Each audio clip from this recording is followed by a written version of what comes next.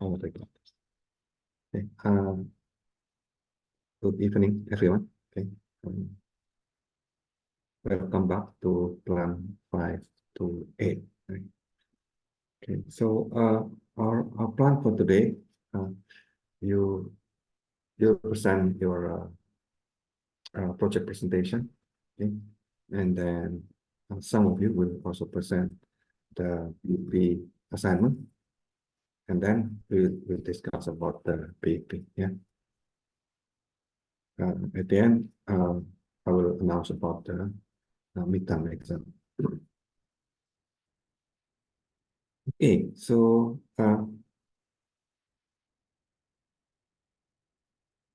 can prepare anyone who want to present first. Okay, I have here 4 groups.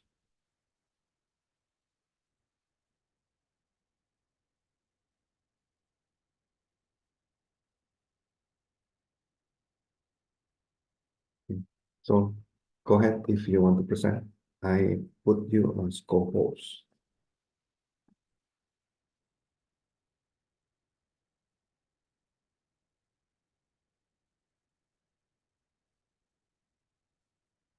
Who will do first? Can you hear me? Hmm. Okay, so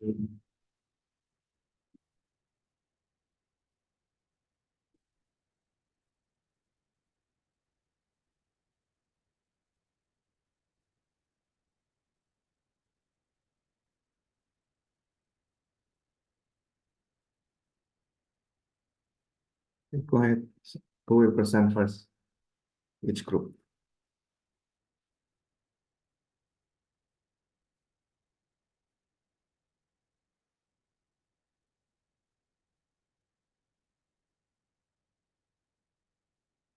Okay. Oh, okay. Waiting for group mate.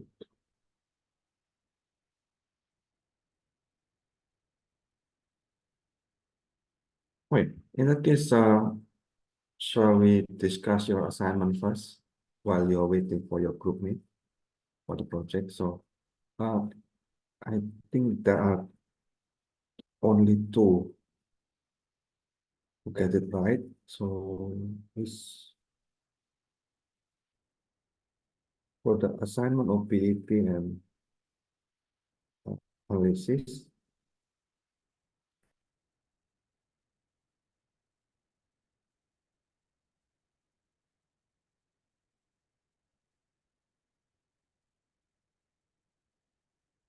Hmm,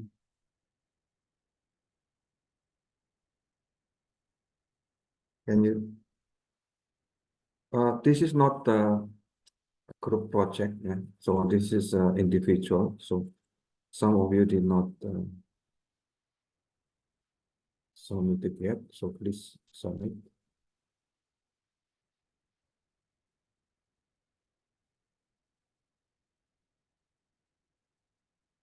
Okay, so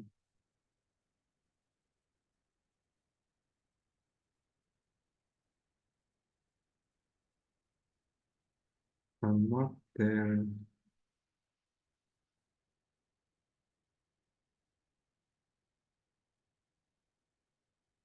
Oh, Marine Janil Rosa, do you want to present your work? And also, um, Aaron,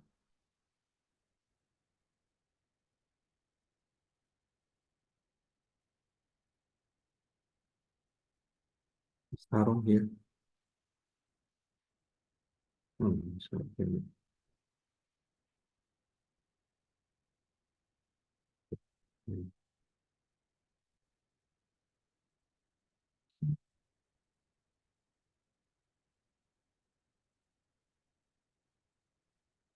That's strange. Okay, so some of you who supposed to present did not come here yet. Okay, in that case, you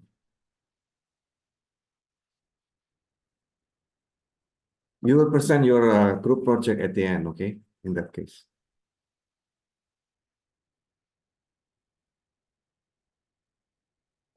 Okay. So Okay, let's discuss about, in that case, let's discuss the lecture about BEP. Okay, I updated the break-even point slide. Can you re-download from Moodle in the folder?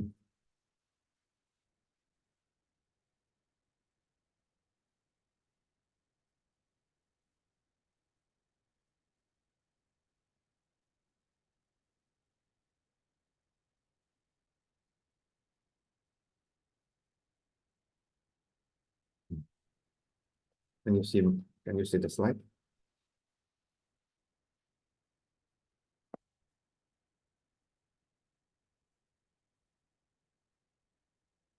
So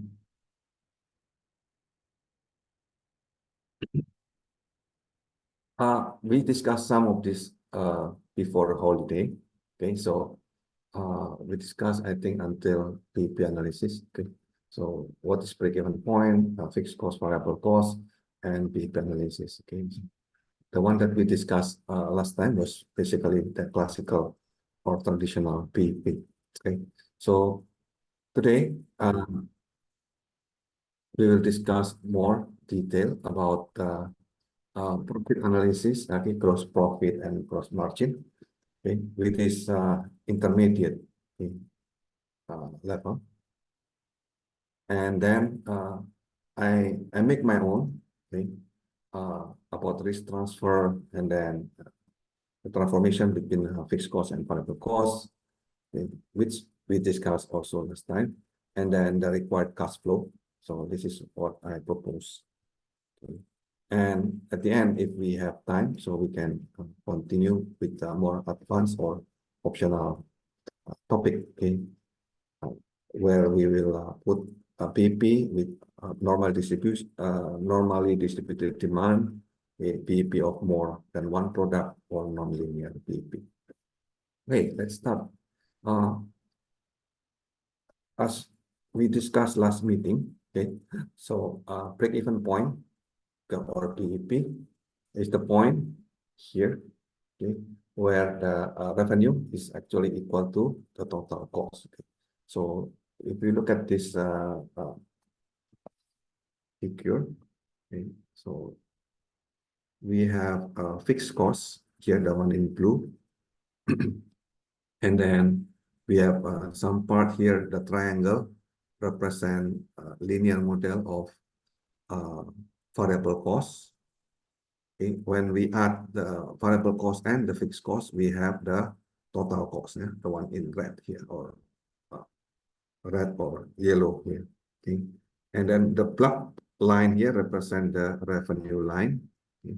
So break-even point is the intersection between the total cost and the revenue line. Okay. So that means at PEP, the company neither make profit nor loss. Okay. So we discussed it last time why we want to study PEP, because we want to decide the price. Okay, so okay, we also can discuss later about how the risk probability, okay, transfer from employer to employees and vice versa. Okay, and if you make a company and you pay certain marketer, okay, you can start the target. Okay, so how the revenue of marketer should bring the company to cover the salary. Okay? And part that is very nice actually is when we discuss about capital and cash flow, okay, based on PP. Okay? You will think about how the small trader and the large distributor actually work based on this kind of very simple model, okay, of break-even point. And you will understand also the effect of delay payment. And you can, I hope at the end of this lesson, you can determine the probability of loss and profit, as well as the expected monetary value. So this is a fact, okay, that BP is not something that you like. If you have a business and you compute the BP, okay, this is not something that you like.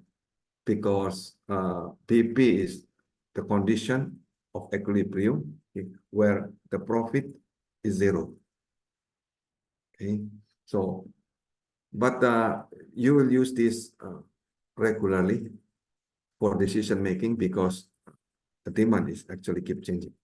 Okay, and at the end of this lesson, you will also learn that BEP is not necessarily linear model as we discussed earlier.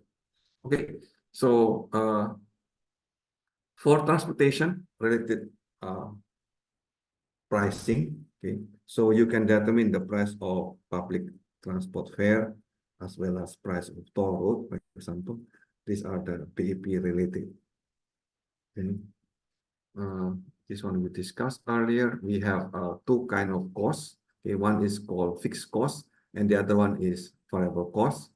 Fixed cost is the cost that incur in your business, even if the business does not have production, okay, or sales.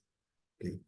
While the variable cost is cost directly related to the unit of productivity, the volume of sales. Okay, so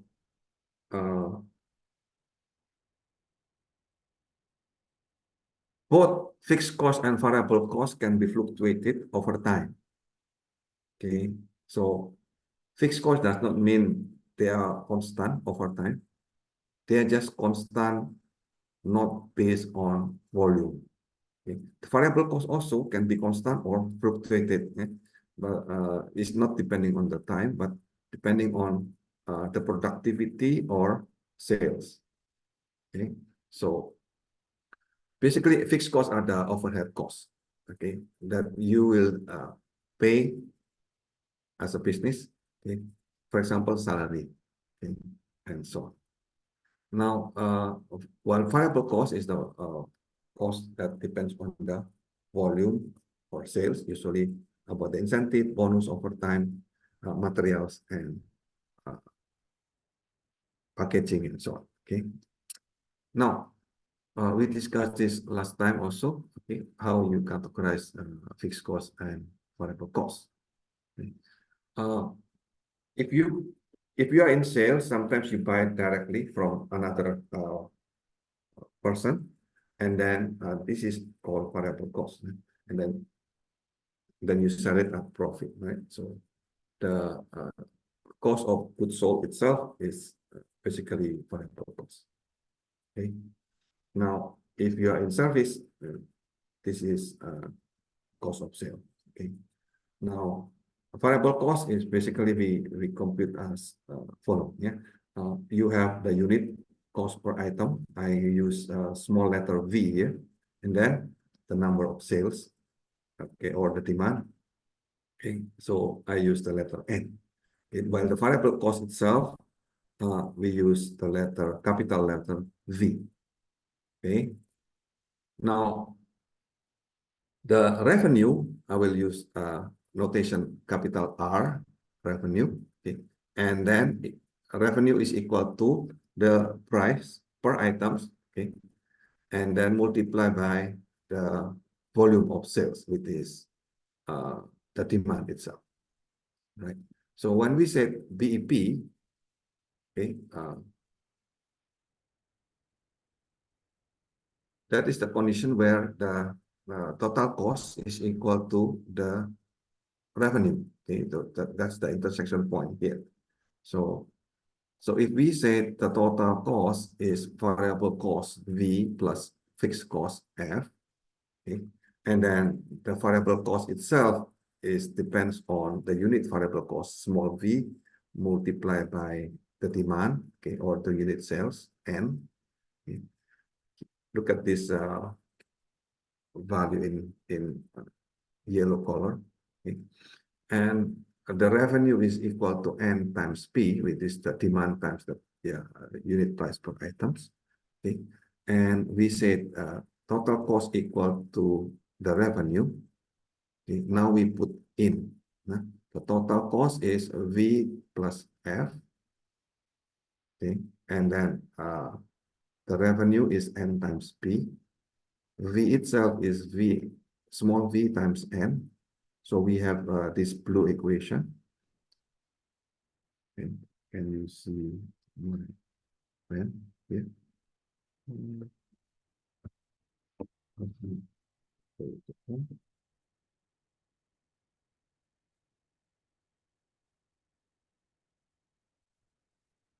Okay, so okay, what is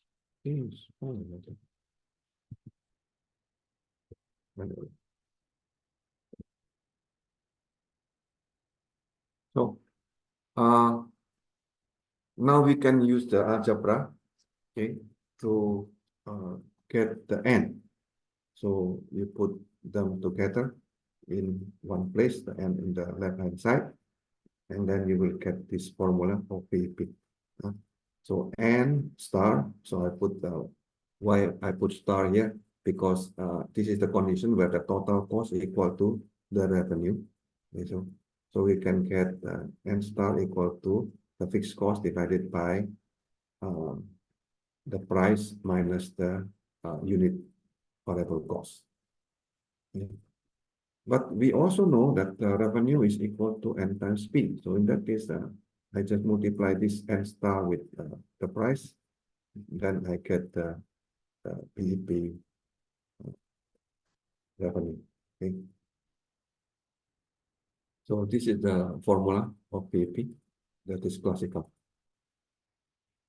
Okay. So exactly this one. Okay. So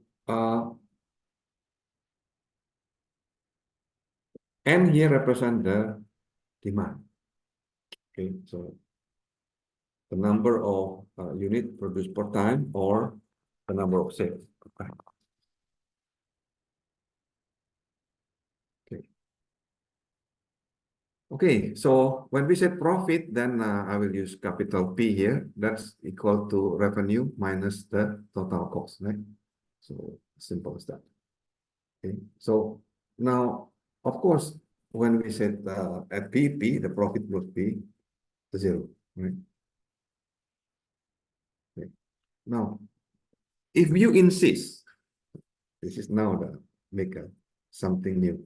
Okay, what happen if I insist? I want to use the formula of BEP, okay, but I will use profit as part of fixed cost or as part of variable cost. Is it possible or not?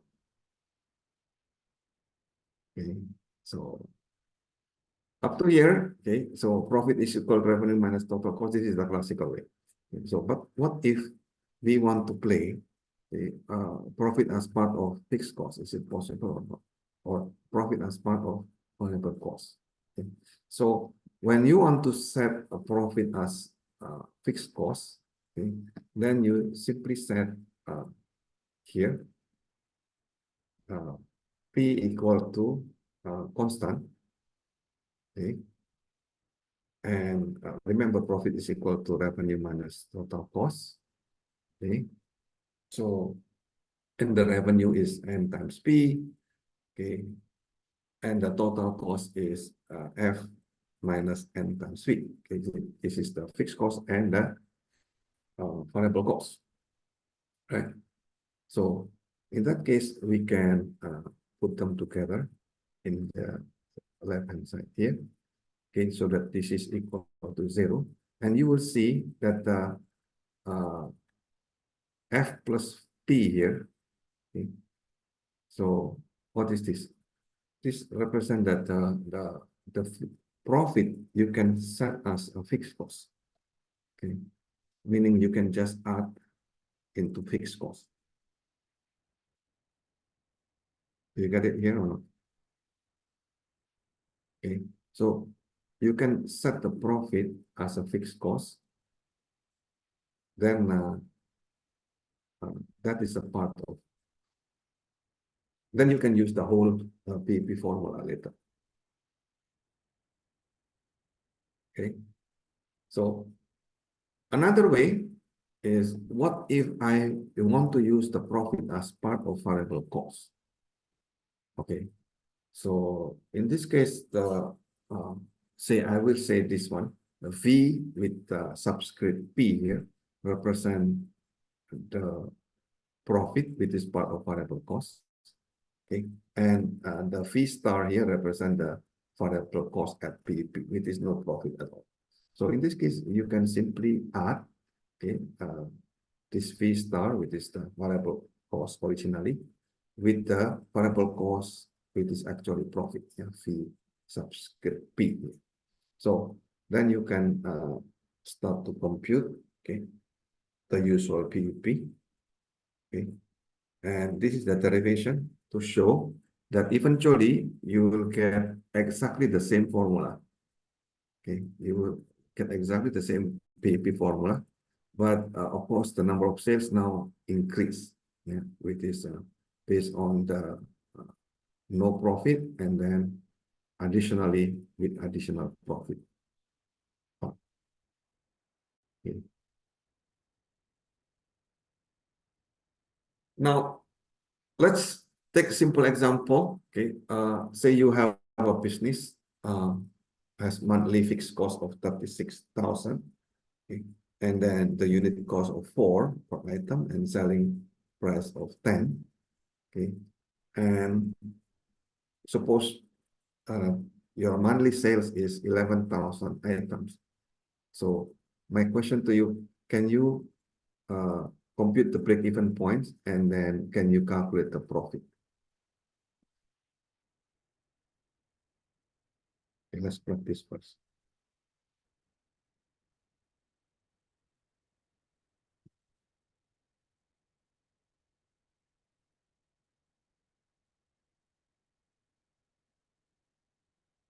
Okay.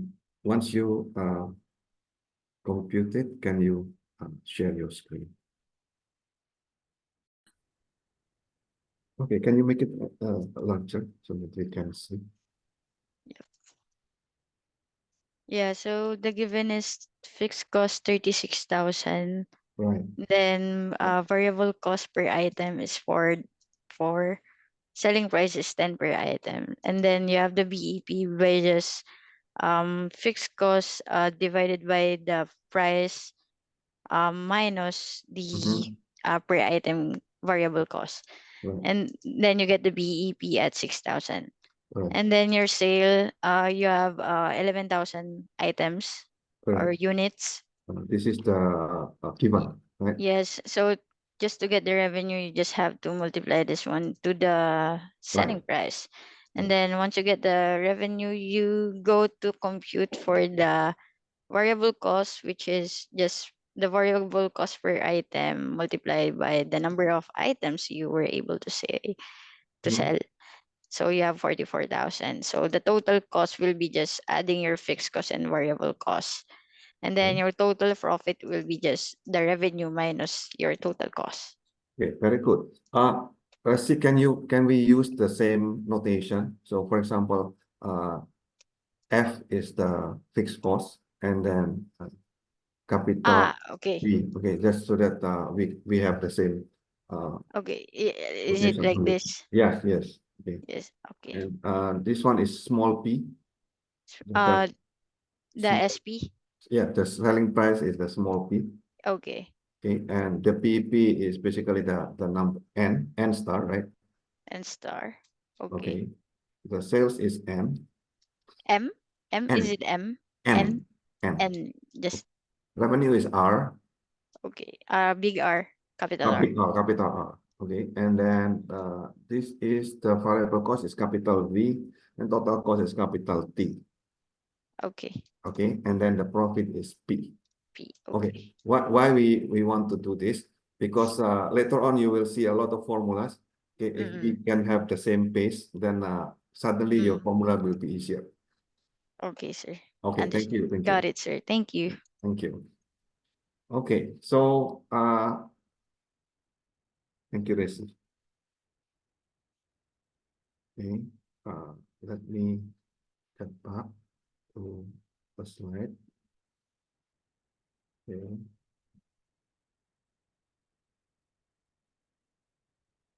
is it right?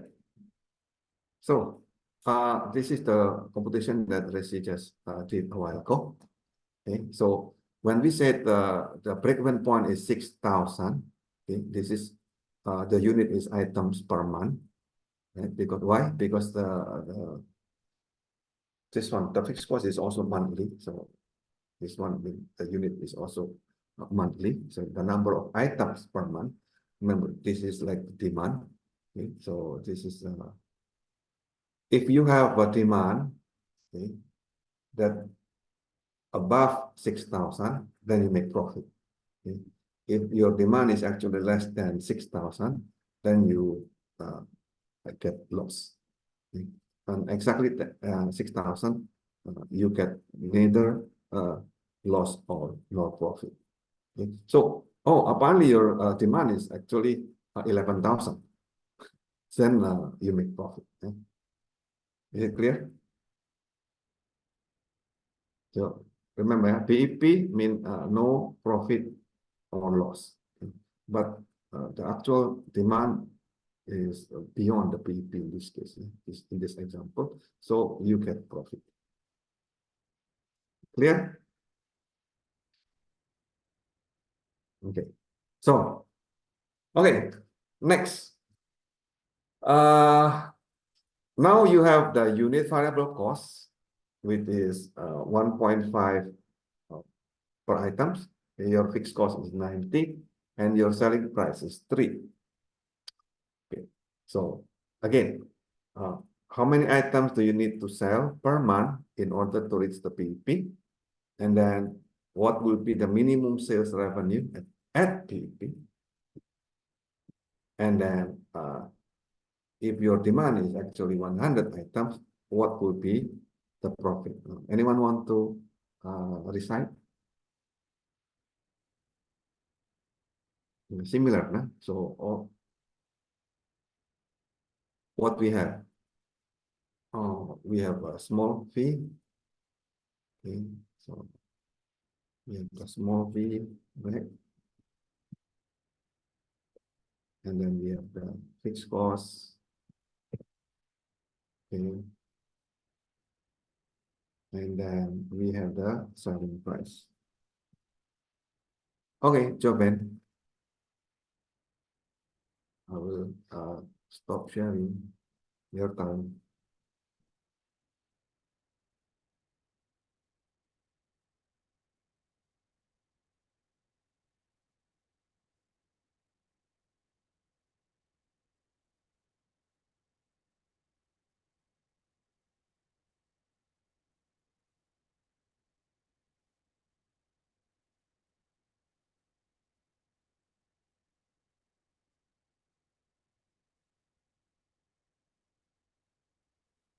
You need to unmute yourself.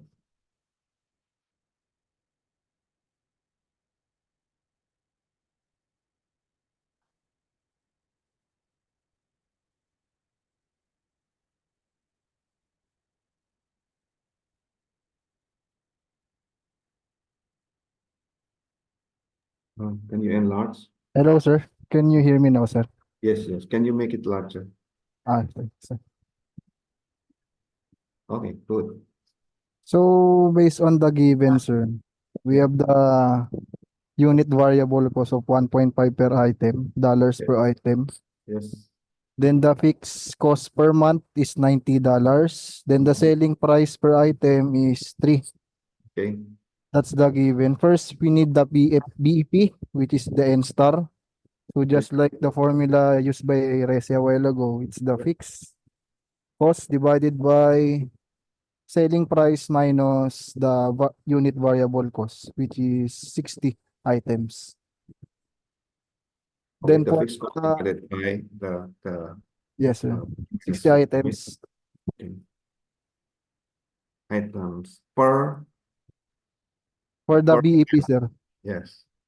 Then So for the revenue at the BEP, sir, it's just the N star. I just did the shortcut. N multi star multiplied by the selling price, correct, which is 3. correct. Okay. So it's $180.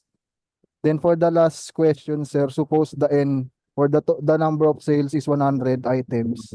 Mhm. What will be the profit at that time. So I just first I need to get the revenue at 100 items, which is the number of items 100 times the selling price, which is 300. I mean 3. I will get this $300, which is the revenue. Then I will get the total variable cost for all the items sold, which is n times the unit variable cost of 1.5. I get $150. Very good. Then for the profit, I just get the Minus. difference of the sum of the variable cost plus the fixed cost of 90, which is fixed at Okay. 90 per month. I will subtract that to the revenue. So 300 minus 90 minus 150, I get the profit of $60. Okay. So you can add the total cost there if you want, the T, The the total expenses, the fixed cost plus the variable cost, yeah? Plus plus yes, one. Yeah, 250. Okay, very good. Yeah, Jabin. Thank you, thank you. yes, sir. Yeah. So excellent. So let's go back here. So of course, this one I think we already discussed last meeting. Okay, so the same formula you can get uh, instead of number of pizza. Okay, you can also get the fixed cost. So in this case, you can calculate. If you have the BEP formula is n equal to f divided by n minus p, then how to get the fixed cost? Easy, yeah? You just multiply the n with the denominator here, which is p minus p. So you get, in this case, $300. Okay?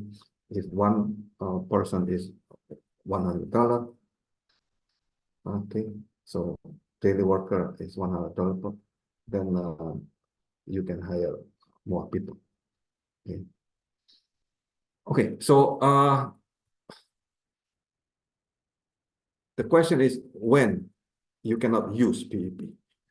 Okay, so you cannot use BEP when the price is actually wait here when the price is actually smaller than V, you cannot use BEP, right? Because the price here must be larger than V, okay, to get this is positive. Yeah? If your price is smaller, then you get negative BEP.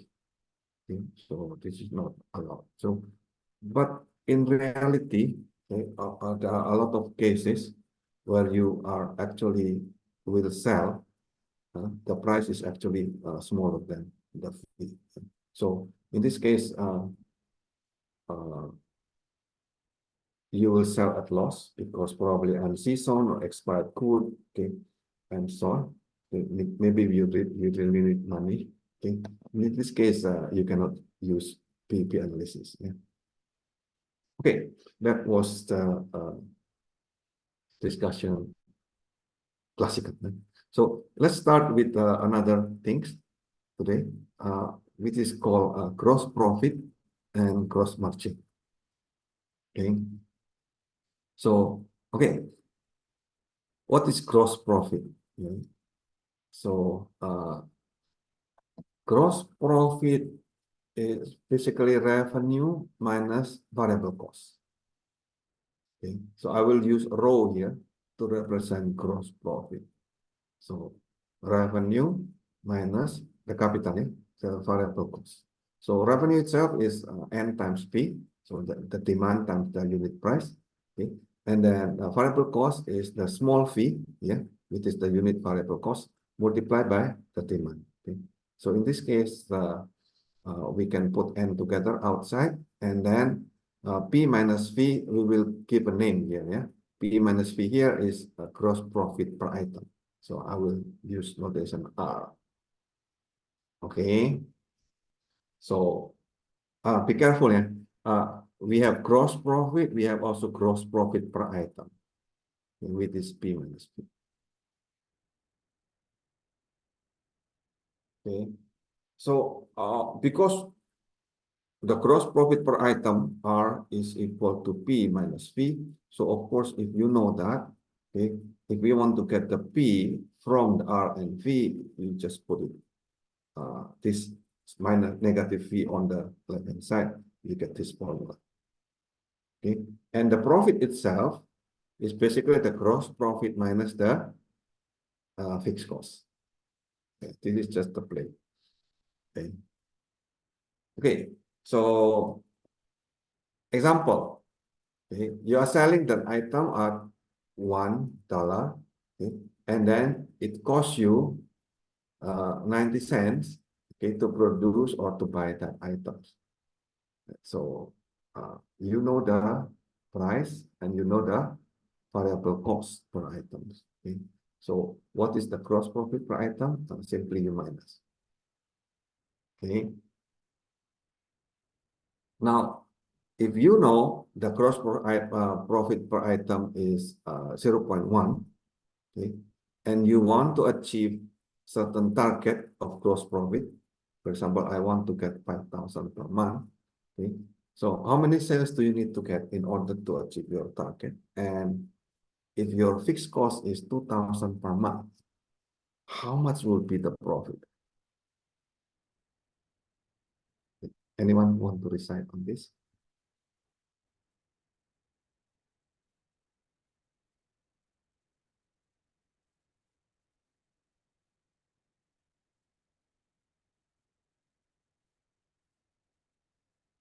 So I introduce you two new variables. It is gross profit per item R, and then gross profit row. Okay. Now, if you know the gross profit per item and gross profit, target gross profit, okay, now you can also calculate the number of sales, and if you know the fixed cost, you can also calculate the profit. How do you calculate? Oh, the same thing. Yeah. The number of sales is basically the gross profit divided by gross profit per items. Okay, and then the profit itself is just the N times R, okay, minus the F, which is 3,000.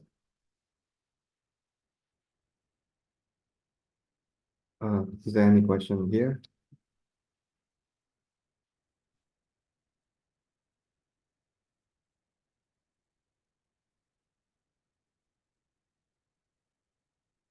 You may wonder why we discuss about this. Okay, so later on we'll also discuss what is called gross margin.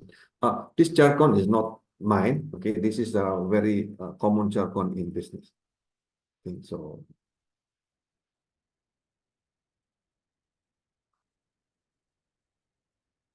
now,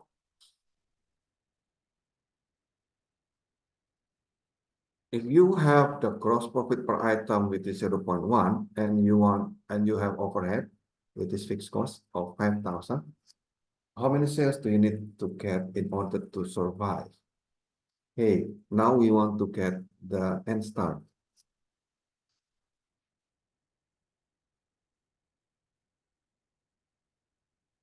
So anyone can compute this? And then can you compare with the previous example?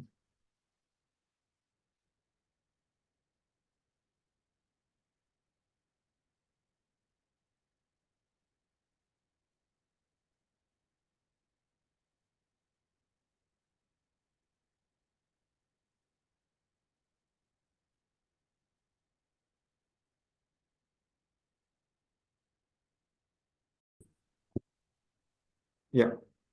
So if you have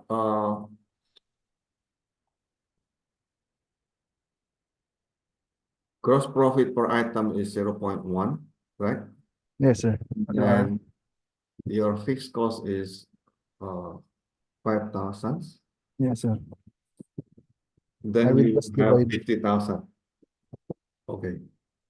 So what will happen if your fixed cost is actually 2,000? We will we need to sell at lesser, sir. You can sell lesser. Lesser number of items to have the break-even point, sir. Okay, very good. So now I will show you. Can I stop your share? Okay, sir. Okay. So in this example, yeah. Okay. So if your target your target gross profit is 5,000. Okay. Look at this. I use the same gross profit per item, which is 0.1. Okay, but now you have the target gross profit of 5,000. Okay, and your fixed cost is 2,000. Okay, now how much is the number of sales? In this case, this is what Joben was showing a while ago. Okay, you get 50,000, and how much is the profit? Your profit is actually 3,000 per month. Okay, can you record this first? Now, in the next example, okay, I use exactly the same, okay, gross profit per item, okay, of 0.1, but we increase, okay, the fixed cost to 5,000. Okay, and then we ask how many sales in order to survive the overhead. In this case, we want to get the end start. So what we have exactly the same. We have the same example. The end start is again 50,000. Okay. If you look at this, what's the difference? Okay. One, we have profit. The other one, we have no profit. That's the difference. Okay. The same number of sales earlier. Okay. Here, 50,000. Okay. You still have profit. But when your fixed cost increase, here, fixed cost is 2,000. Okay. So when your fixed cost increase, okay, to 5,000, or the number of sales still the same, 50,000, but in this case, you have no profit. Do you get the idea? Okay. So when you increase the fixed cost up to a certain level, okay, so you will get a disadvantage in this case. Okay. Even if you get exactly the same number of sales, in this case, you have no more profit. Okay. So I will show you the part of my book, which is the derivation. Okay, you may wonder, how do I get this? Can you see?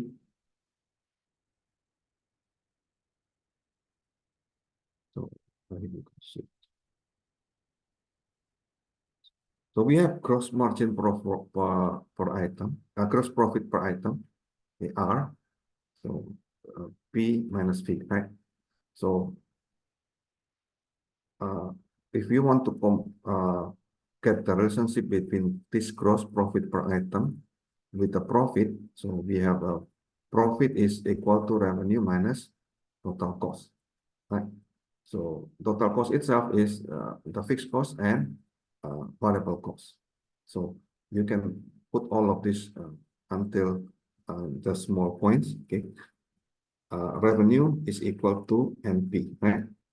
So the variable cost that is equal to this one, yeah? N times V. So in this case, now we can put together the N, okay, then you can see that the profit itself, okay, is equal to N times, what is P minus P a while ago? P minus P is R, right? So the gross profit per item. So we have a new formula here. Can you see? Now, if you have what is gross profit? Gross profit is the difference between the revenue and the variable cost. Right? So this is the definition, yeah, of gross profit. So in this case, R is the N times P, right? The variable cost is the V times N. In this case, we can combine. Okay? So you will see that the R is the row, the gross profit is equal to the demand times the gross profit per items. Okay. So, but N times R here, okay, is already here in the profit. So in this case, the profit is equal to the gross profit minus the F. Okay. This is the one that we use a while ago. Okay. Now, this formula in this all yellow, okay, are actually general, okay, general formula. Okay. But when we say at BEP, okay, at BEP, that means the total cost equal to total revenue. This is the definition of BEP, isn't it? Okay, and we know that the total cost is equal to fixed cost and variable cost.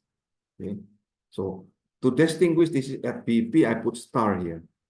Okay, now the fixed cost, I will put it on the other side. What is this? R minus V. Okay, so if you get the R minus V, you will get exactly this value. Okay. So what is the meaning? At BEP, okay, the fixed cost equal to the gross profit. Okay. At BEP. Okay. So remember, can you distinguish between general formula? So this is the one in general formula, and at BEP. They're different. Okay. At BEP, you will see that the fixed cost equal to the gross profit.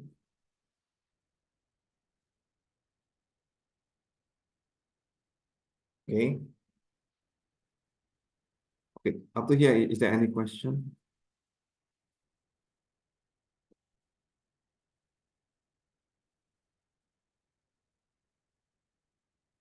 So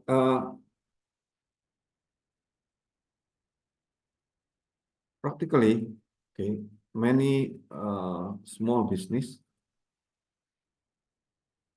okay, often think that they make revenue, right? They make revenue.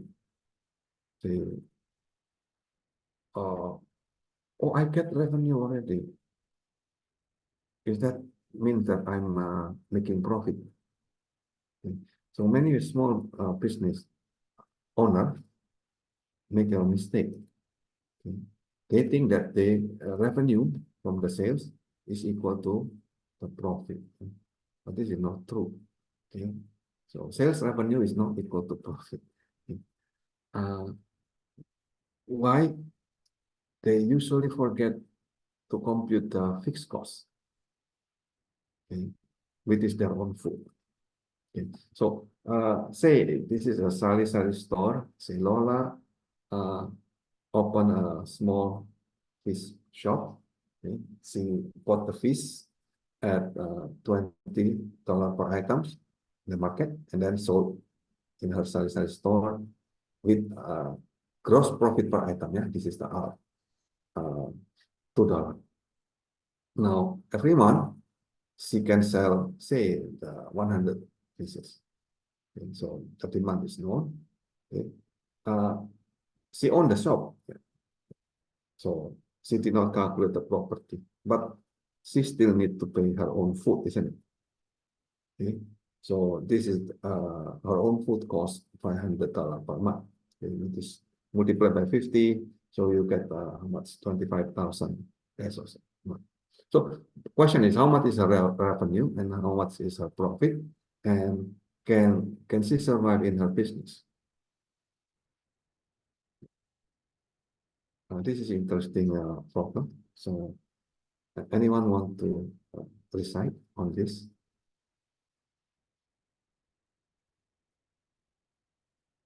So what we have? So we have 20. What is this? This 20 is Variable cost. very good. Unit variable cost, not the variable cost. Ay. Okay, this is Variable cost per unit, I mean. okay. Unit variable cost is small v.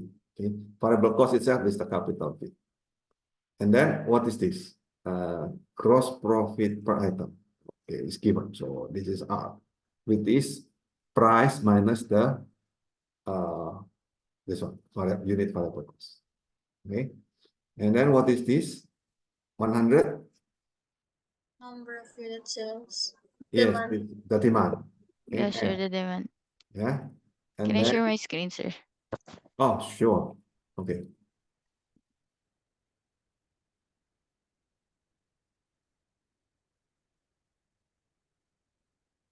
Oh, can you enlarge? Ay, sorry. Yes, Sorry. no problem. Late pala. Okay, So from the problem, sir, you have $20 or 20 whatever the unit is or the currency, 20 per yes, item, variable cost per item. Then correct. you have the gross profit of two Okay. per item. And then you have the demand of 100 fishes a month and the food cost of 500 a month, which will be your fixed cost of 500. Very And good. then to get your the gross I think this is the gross profit. I gross P here is the price. the price, yeah. So you could have a $2 revenue here. Correct. So or gross profit per item, I mean. So 22, that would be just adding this one, the variable Correct. cost per item and your gross profit per item. And Correct. then your revenue will be just the number of demand or the maximum amount of units or Multiplied by quantity price. that she can sell in a month. So that's the 2,200. And then your F is the 500 a month food Right. cost. Fixed cost. And then your variable cost will be just $20. 20 multiplied by your 100 fishes a month. So Yes. that's 2,000. And then your total cost will be just adding your fixed cost and variable cost, Good. 2,500. A revenue of 2,200, which is lesser than your total cost, will lead you to a 300, Right. So negative 300 or loss. right. So in this case, this small business owner, okay, cannot survive her business. Oh well, Mm, why? Because she mistakenly thought that her revenue is actually 2,200, look like very big, okay, but her own food cost is already 500. Yeah? So every month she lost, okay, 300. Okay. Well, if you think that she enjoy the work, okay, at least that this profit can support her living cost partially. So that's fine, right? But uh, what I want to say is the point is don't forget, okay, to include your fixed costs, your own food. Okay? Say you have your business in your house. Okay? So you're supposed to include also your property as if you rent it on your own. That is how you compute in business. Okay. Okay. Any comment? Okay. Good. So now I want to introduce you next variable. Okay. So We call this gross margin. Okay. Let's do this.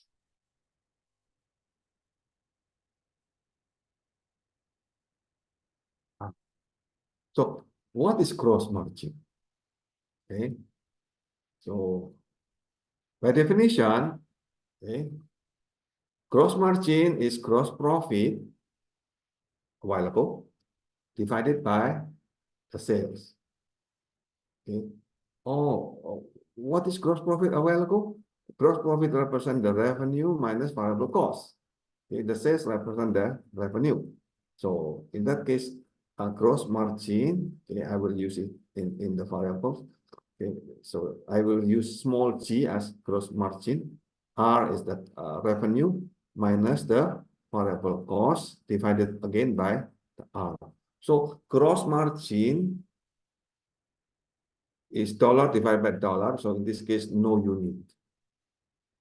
Okay, so the value is between 0 to 1. Okay, so you can use any of this value. You can use any of this okay, formula. So you can use G equal to R minus V divided by R, or the R itself, you can put it in. So you will get this. Usually what I use is the one in red, okay, which is 1 minus the small v, which is the unit variable cost divided by the price. Okay, so what is this gross margin about? This is represent the efficiency in management, okay, to use the labor or supply in the production. Okay. So sometimes instead of name it gross margin, they now name it gross profit margin. That's differently the same thing. Yeah. So let's use gross margin in this case. Okay. So next, let's give an example. Very simple. So if you are selling an item at price of $1, okay, so 50 pesos. Okay, so and then the cost, okay, is actually 0.9, okay, to produce or to buy. So then how much is your gross margin? Very easy, right? So gross margin is just 0.1 divided by 1. Yeah? So remember, you can calculate this first. So gross profit is P minus V, okay, $1 here, minus the variable cost, so 0.1. And then gross margin is the just gross profit divided by P. Is it okay? So our goal is actually to get this gross margin. Okay. So in fact, gross margin is very important variable.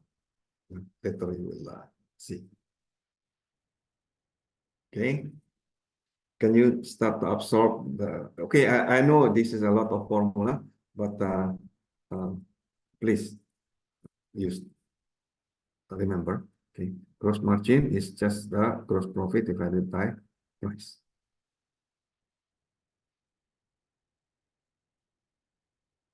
Up to here first. Is there any question?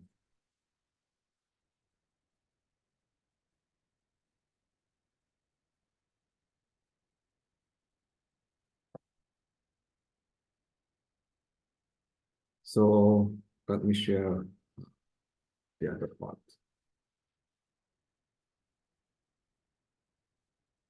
Okay, now I will share the derivation. And this is can you see? So this quantity, okay,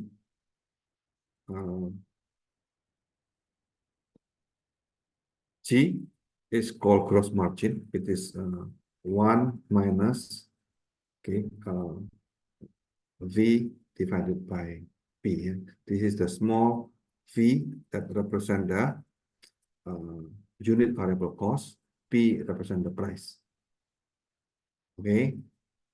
So in that case, I can put together. So 1 is equal P divided by P, isn't it? Oh, in this case, we can get this formula. Okay. And then what is this P minus V a while ago? That is R. Okay. So R, so we have the relationship between the gross margin and gross profit per item. Okay. So gross margin is basically gross profit per item divided by the price. Okay. Now, gross margin itself, okay, is equal to gross profit per sales revenue. So in this case, you have row, it is the gross profit divided by the revenue. Okay. So this is another definition of gross margin. This is general, okay? So this is not at BEP. Is it okay? So then we have R minus V. So R itself is N times P, right? And then the capital V here is N times V. So in this case, we can get this formula, correct? Okay, and if you put back, so I delete the N, I will get back the original definition of BEP. Ah, sorry, the original definition of gross margin. Okay. This is just the derivation.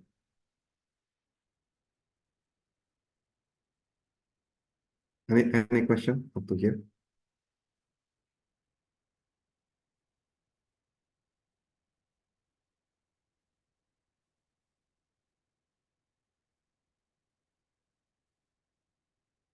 Okay. So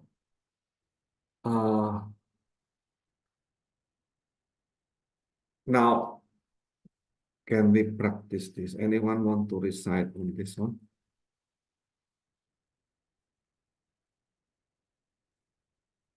So if you have a cost per product, okay, is $1 per item, okay, and your gross margin G is 75%. So then how much is the selling price? Simple.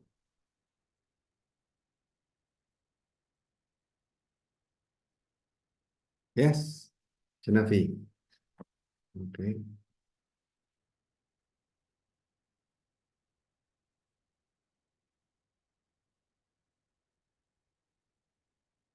Right.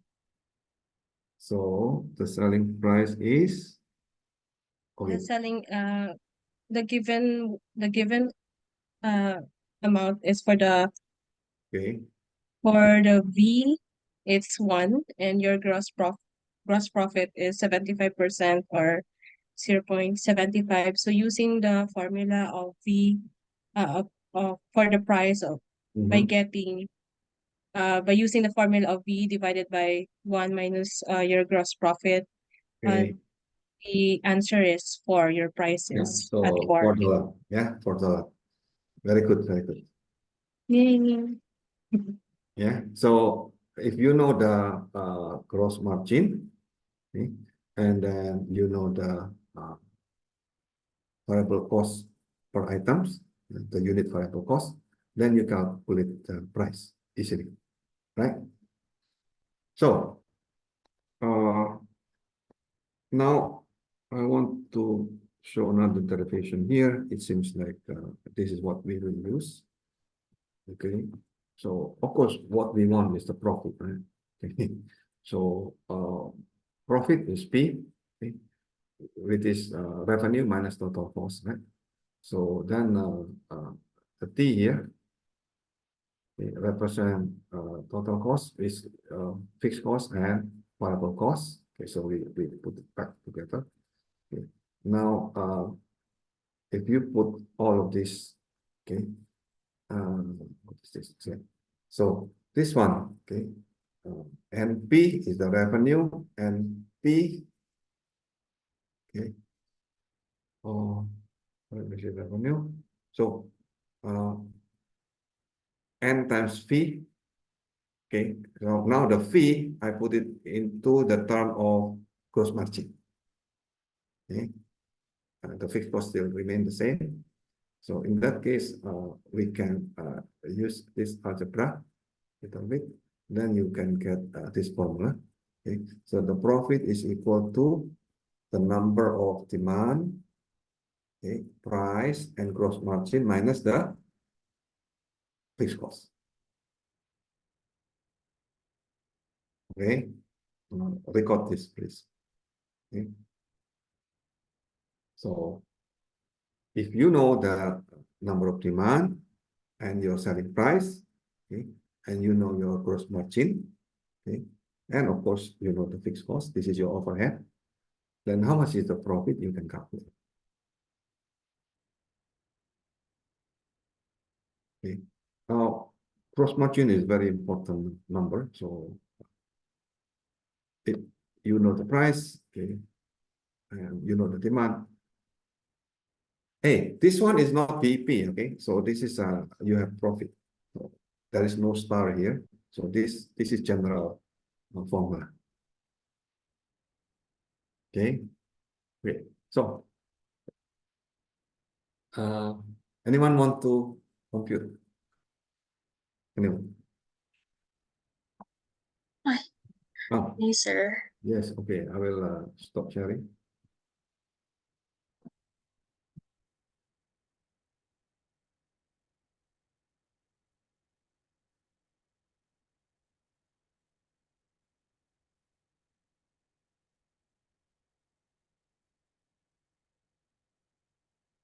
So, right. Yeah, you simply use that formula, okay? So you have the profit, the number of demand, it is 2,000. And then the price available is 4 already. Okay. And gross margin. Then you can calculate how much is the profit. Can you calculate? Okay, 4,000, that's great. Okay, thank you, Abi. Okay, so now what happened at BEP? A while ago was general formula. Okay, what happened at BEP? Okay, remember by definition, the BEP mean total cost equal to revenue. Yeah. Again, by definition, gross margin is revenue minus the variable cost, the big capital, divided by the revenue. Yeah, this is the by definition. So in this case, you can calculate. You can get the at BEP, total cost revenue equal to revenue. But the total cost is F plus P, right? And then revenue is still R. In this case, we can calculate the gross margin, which is the, oh, I just put the R here become T, isn't it? Possible? So R here become T. So T minus V divided by R. But T minus V is what? T minus V is actually F, isn't it? Because the total cost is total F plus V. So in that case, what happened? At BEP, okay, this is not the ordinary gross margin. This is gross margin at BEP. Okay, so I use star here. So at BEP, so the gross margin is equal to the fixed cost divided by the revenue. Okay, so I hope you are okay with this. So what's the difference between the notation G here, okay, and the G star? Okay, G represent the gross margin in general. Okay, the G star represent the gross margin at BEP.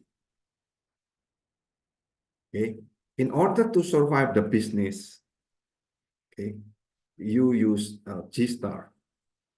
Okay, in normal way, you use the G here. Is it clear or not?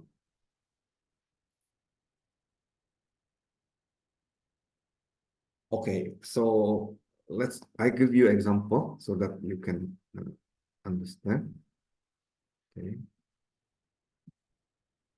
Here. Say, okay, your business is selling a product at $4 per item. Gross margin is 75. Okay. Now, if your fixed cost is now 6,000 per month, how many items you need to sell in order to survive? When we said in order to survive, that means you are calculating the, okay, based on G star.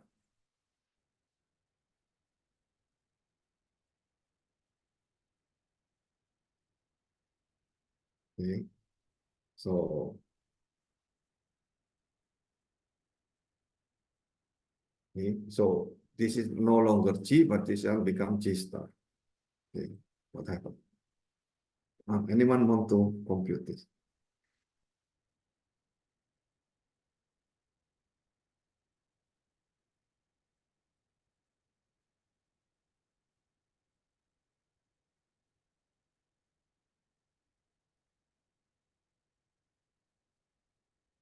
Yeah, the formula is the same. This one, G star is F divided by R.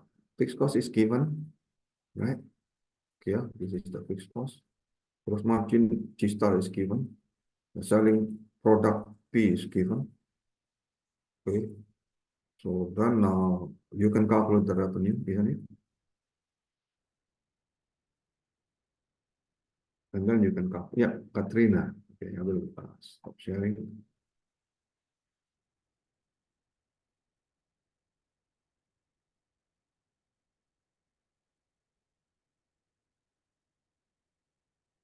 Prof, Hmm.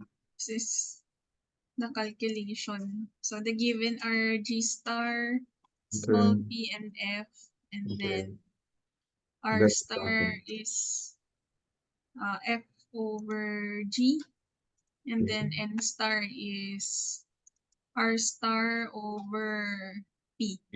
Yeah, very good. So 2,000 items per month. Okay. So this is the minimum that you need to, the target, the minimum that you need to sell. 2,000 items per month. If you cannot do that, then your business loss at that month. Okay. So can you compare this one with the previous one? Okay. If you look at the number of items, okay, the previous one, the number of items, the same, 2,000, right? 2,000 items per month. Okay. But the other one is gaining profit, this one no profit.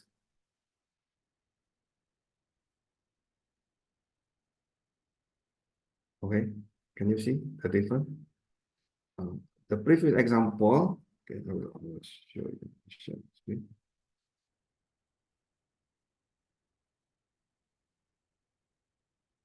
This one, right? We have this formula a while ago that you computed. So I have the same number of items now. Okay, I use what is this? $4 per items, and then unit selling price is, yeah, you can sell to, this is the number of the demand, 2,000 items per month, and then the gross margin is 75, the fixed cost is 2,000, right? In this case, you get profit of 4,000. Okay, remember the number of N is 2000, and then you still get profit 4000. Now the same thing here, I use the same gross margin, okay, and then the same selling price. Okay, what's the difference? The fixed cost. The fixed cost is different. Okay, the fixed cost is different. Okay, a while ago the fixed cost was only 2000. Yeah, here the fixed cost is 6000. So in that case, you still get exactly the same number of items per month. Okay, but now this become the N star. Instead of N, now become N star. That means you need to reach, this is the minimum that you need to reach. Why this happen? Because your fixed cost is too high. Okay, then you need to, in order to survive the same number of items per month, okay, you need to do. So remember, the gross profit is the same, 0.75. Okay, but because the fixed cost is different, then one with profit, the other one is without profit. Can you start to compare? So, okay. Now let us get the business tips, okay, based on this two formula. Okay, look at this. This is the formula of gross profit, like general. Okay, so G equal to 1 minus the V divided by P. Okay, so the business tip is simple. You always want to increase your gross margin. Okay, so that means you will to increase this G, what you will do? You need to increase the selling price, isn't it? Okay, if you increase the selling price, this is in denominator, then this factor or this term become smaller. Okay, in this case, 1 minus smaller number, so G will increase. Or, of course, you want to reduce this variable cost, or both of them. Now, if you want to survive in business, okay, always look for a way to decrease, cannot increase, to decrease the BEP gross margin, okay, with this the G star here, which is equal to F divided by R. Yeah.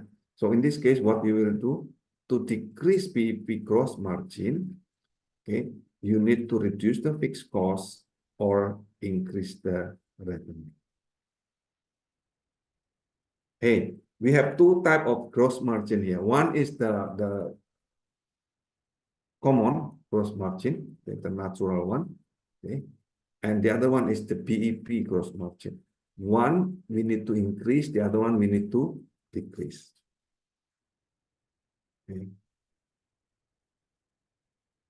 Can you distinguish?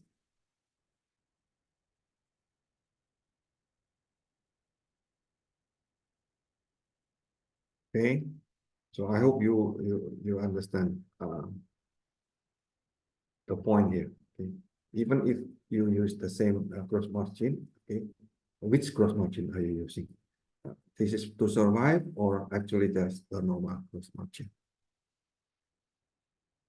Okay, so this is again the summary. Okay, always look for ways to increase your gross margin, and always look for ways to reduce your BEP gross margin. Yeah, so remember this. Yeah, gross margin is G equal to 1 V minus divided by P, while the G star is equal to F divided by R. So in this case, you will reduce the F, you will increase the R, or you will increase the P and you will reduce the unit variable cost. Yeah? So the tip is simple, yeah, based on this formula. Clear? Okay. Now, if you hire a salesperson, okay, so you have a business, right? So you are hiring a salesperson. That means you are actually making an investment, right? So you have a right to expect certain return, right, based on that investment in reasonable amount of time. See, when we hire someone to market our product, we pay that salary, isn't it? Now, say, this is a example, and can you compute? Yeah, say you have sales, okay, that you pay 45,000 in salary, okay, and then this is including the benefit, and then you have another 5,000 for other expenses. For example, you pay for the telephone, the travel, and whatever it is. Yeah? And then suppose you set your average gross margin is say 40%, right? So now, if the salesperson will bring 125,000 in sales, okay, that exactly 45 plus 50, yeah. So 50,000, okay. So this is the target that that salesperson should bring, okay, to you, okay. So of course this is 45,000 is in 1 year, right? So question is, how do you get that number, right? So that number is actually come from this BEP gross margin. Okay, so the question is, how much should we target the salesperson? Okay, so that their salary is worthy. Okay, if your certain gross margin is decided. So when we said 40, that means this G now become G star, isn't it? So remember, salary is fixed cost F. Okay, so and you also know that G star is equal to fixed cost divided by revenue. So in that case, the revenue that that salesperson need to bring is equal to the salary divided by the target gross margin, yeah, which is 40%. Okay, so if your gross margin is 40%, then the salary is 50,000. Okay, how much is the sales that that salesperson need to bring? You justify. Okay, 50,000 divided by 40%, it is 125. Is this clear or not? Based on this gross margin, now you can start the target of the sales.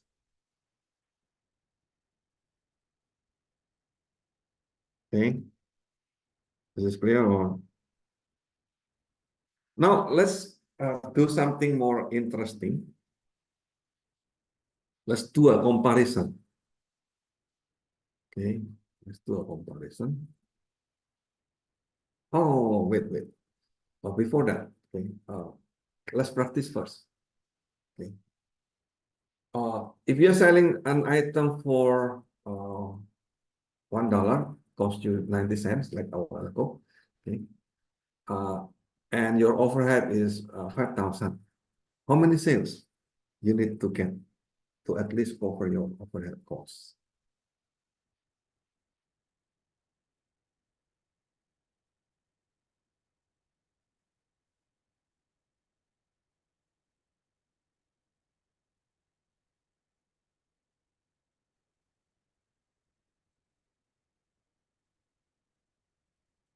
So what we have here, selling price, this is P. The cost, in this case, unit. Okay, so in this case, small v, and you have F. Then what we want to know, N. Oh, this is easy, right?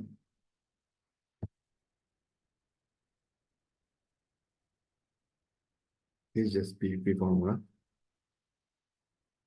Okay, I think you can cut that easily. So So this is just a BEP formula. So you get the sales, it is 6,000. Okay.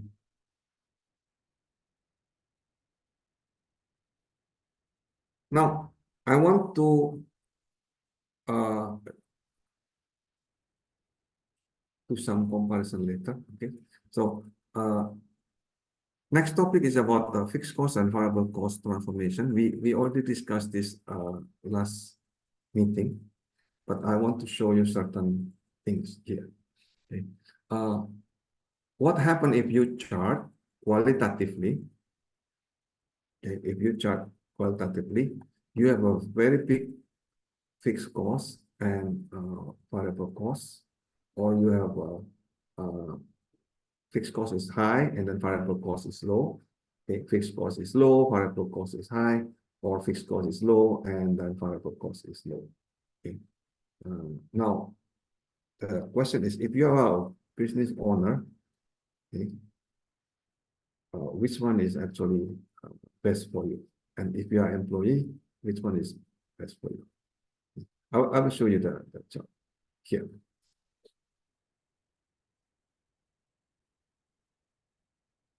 So of course, when you want to compare, there is something invariant, okay? Otherwise, you cannot compare, right? So what is the invariant here? The revenue line must be the same, yeah? Okay. So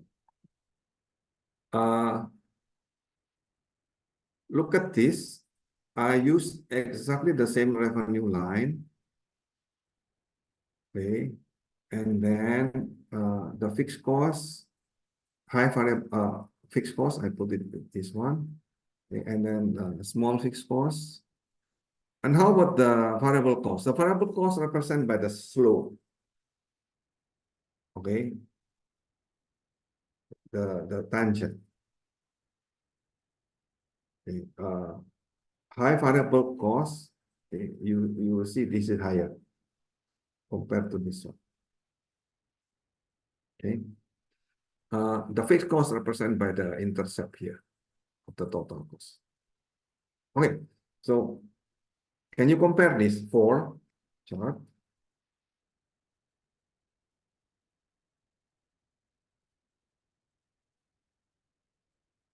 Which one is how do you interpret this?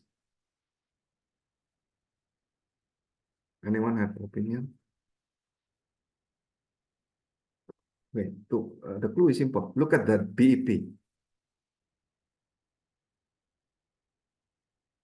Yes, Katrina. Prof, based on the graphs, assuming the same revenue line, the break-even point shifts lower or higher depending on the fixed cost and variable cost. Correct. So which one is the best? Both low fixed cost and low variable cost. And which one is the worst? Both high fixed and variable cost. Right. And now comparing the counter diagonal, okay, comparing the variable cost and the fixed cost, which one is better to be low? I think, Prof, the fixed cost. Yes. Okay. So yes, of course, we know this is common. Okay, that low fixed cost, low variable cost. Of course, that this is the lowest, and then high fixed cost, high variable cost. This is, of course, this is the highest. Okay, but that's not so interesting, right? But what is interesting is actually here. Okay, so comparing the high fixed cost, low variable cost, or low fixed cost, high variable cost. Okay, if you look at this number of BEP, okay, the location of the BEP, of course, smaller. Okay, if you have a low fixed cost and high variable cost. So this is our aim in BEP analysis. Okay, remember, yeah. If you want to take any lesson from this lesson today, is just this. Okay, you want to transform the variable fixed cost into variable cost. Okay, so you want to reduce your fixed cost as much as possible as an employee. the owner of the business, the employer. Okay. At the same time, right? Okay. If you are the owner of the company, which one is better? Okay. Yeah. So if you are the employees, which one is better? So the self-interest of the employees is actually to have a regular salary, isn't it? But regular salary represents the fixed cost. So this is where the contradiction come in. And you start to see now. Okay. The employees want a fixed cost, if possible, higher fixed cost. Okay. But the employer want reduce this fixed cost. Now you start to see the conflicts. Okay. The assignment that I gave last time, okay, represent this one. Okay. So the owner of the company will be better off if the fixed cost is low. Okay. But the employees want to have stable income, okay, with this contradiction. So this is the one that you already computed as assignment when we discussed it last meeting. Okay. So and we already computed also. So those who did not submit, please submit. Okay. So, and I asked you last time if this is the using a technique called devil advocate. So that means what happens if you have reduce, okay, the fixed cost, but you increase the bonus, right? So is it better off or not? And then of course you see the engineer income is actually higher, okay, but what is unseen is actually the risk. Okay, we target 5 projects here, okay, in your assignment, remember. So we target 5 projects, but actually, if you can get 5 projects per year, then of course the engineer will get higher. And if the number of project is actually higher than 5, okay, the engineer will get the employee will get higher income than the employer. Okay? But at the same time, it actually shifted the risk. Okay, this is what happened. Okay, so assuming all the price remain the same, okay, if you want to transfer all the risks from the engineers, okay, to the engineers, okay, that means you outsource everything, right? So how much can you put into the maximum variable cost, okay, so that the fixed cost is minimum? So you can also calculate that. I think this is also a part of your assignment last meeting. Okay, and you can compute that. Okay, and we said, look, yes, reducing the fixed cost as much as possible and exchange it into variable cost.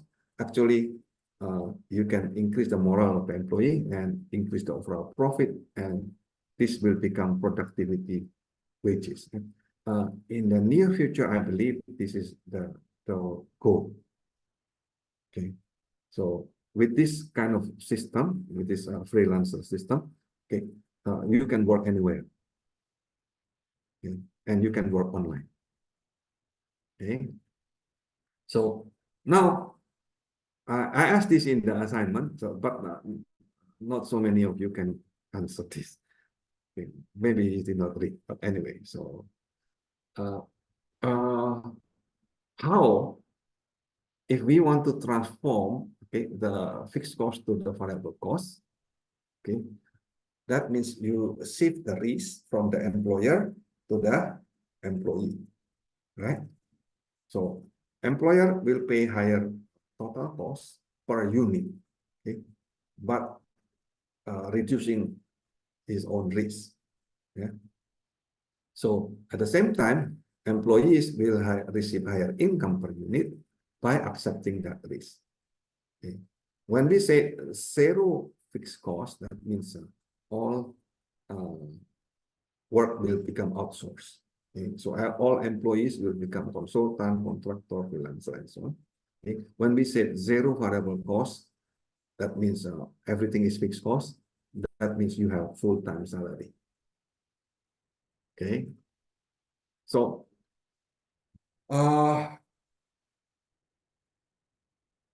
the clue is simple. So we want to set the fixed price lower, okay, by finding the variable cost, okay, to make the ceiling of the demand, okay, as constant. Okay. In this case, you will have total earning of at BEP, the employee must be higher. Yeah? So when we say risk transfer, that means if the company have no project, okay, the employee will risk to have lower income. Okay. But if the company have more project than the BEP, the employer is actually risk to pay more cost than the variable cost. Okay. Now we want to define the parameter, okay, of that risk. Okay. So this is very interesting. So let's define this parameter. I call this beta, okay, which is equal to fixed cost minus variable cost divided by the total cost. Okay. What is this parameter? Okay.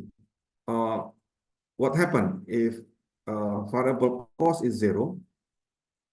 Then beta, okay, will become, if V is 0, then T, okay, is equal to F. Okay, in this case, beta is equal to 1, isn't it?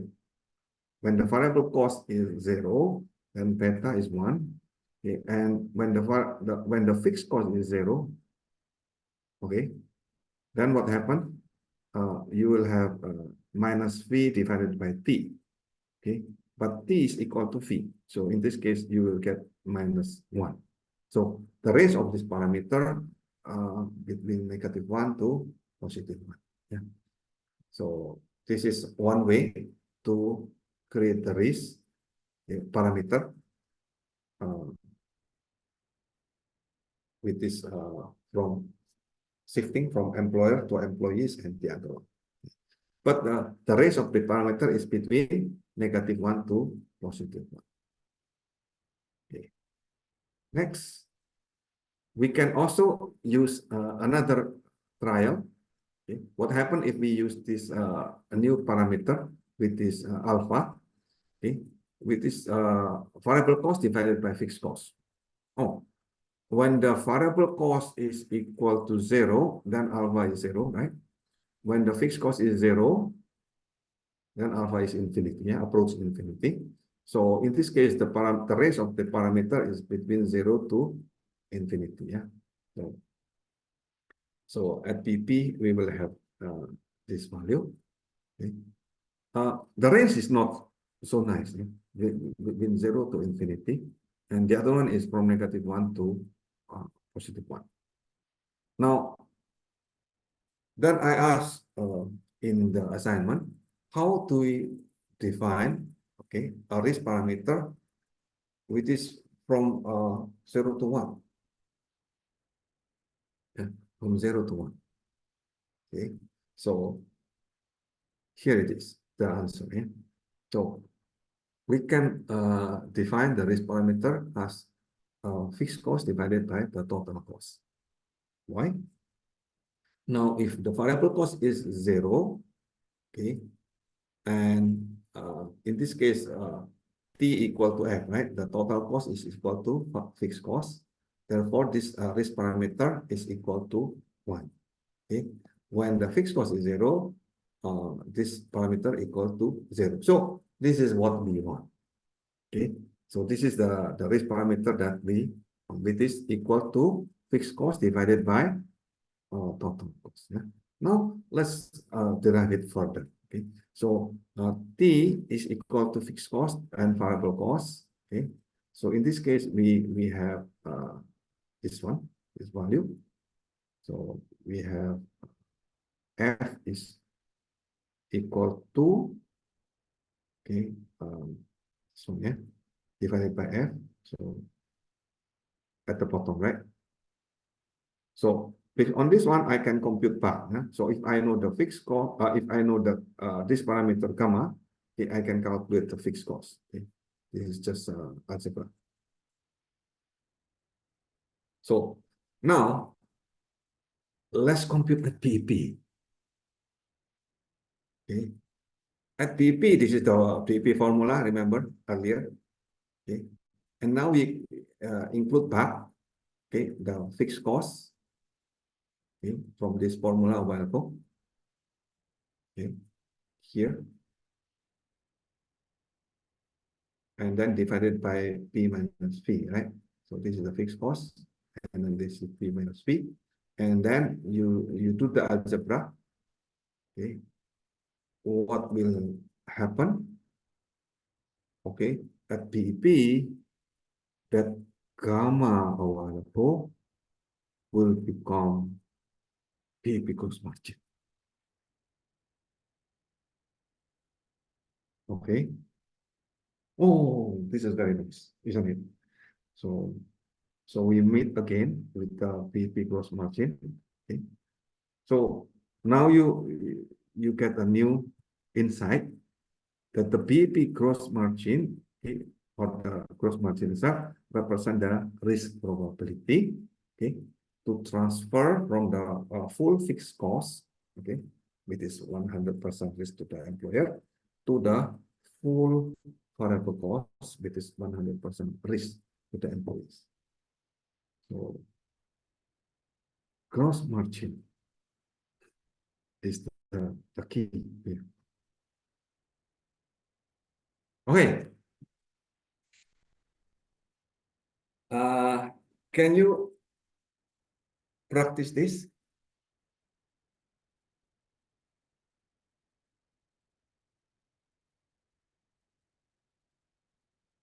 So currently, a small company hiring, say, a programmer at 4,000 per month for 12 months per year. Its project will give 18,000. Okay, and for the rent and space, you pay 5,000. Okay, the question is, what is the current risk? Okay, and then as an alternative scenario, okay, the manager considering to outsource this project while maintaining the fixed cost of your office. Now the outsource costs 8,000 per project. What would be the risk of this outsourcing scheme? So can you compare?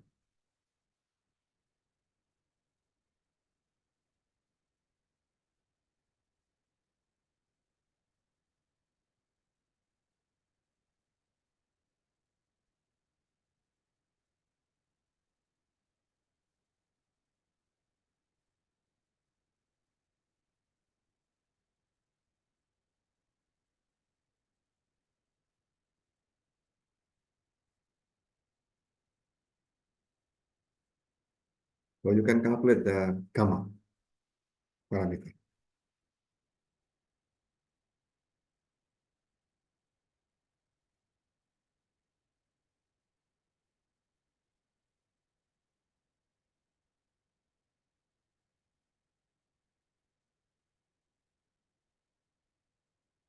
We have two scenarios. Okay, one is using fixed monthly salary, and then the other one is based on outsourcing. Question is simple. What is the risk?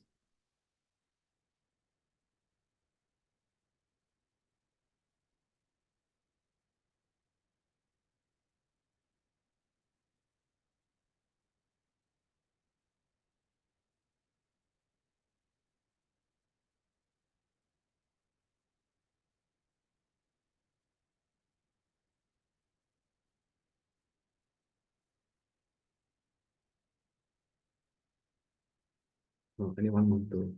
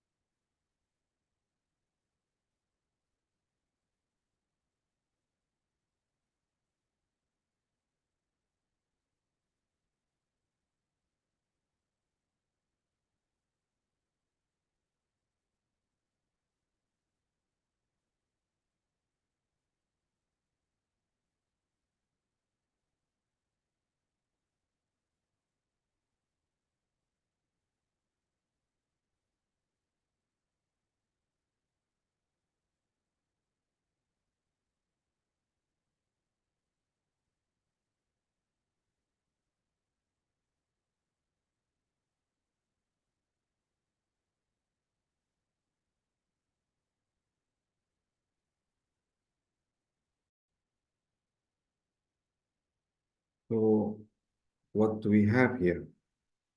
Okay,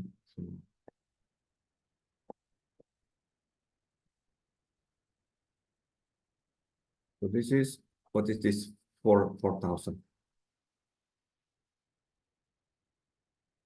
Yeah, this is the fixed cost, isn't it? Okay, so this is the fixed cost. The fixed cost is actually this one, okay, plus the equipment for, okay? This one, yeah? So this two, and 4,000 per month salary plus the equipment cost is also per month, so rent. Both of them are fixed costs. Six. Yes. So what is this 18,000 here? The price, yeah, per project. Okay.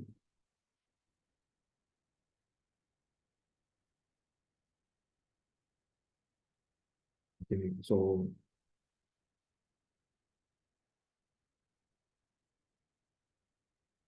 and what is this 8,000 here?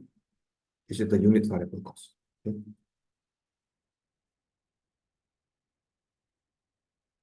Okay, so anyone want to share your screen?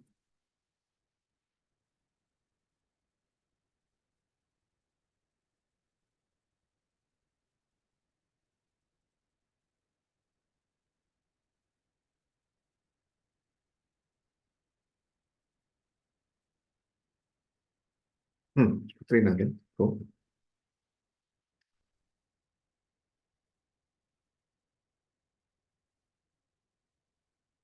Can you make it larger?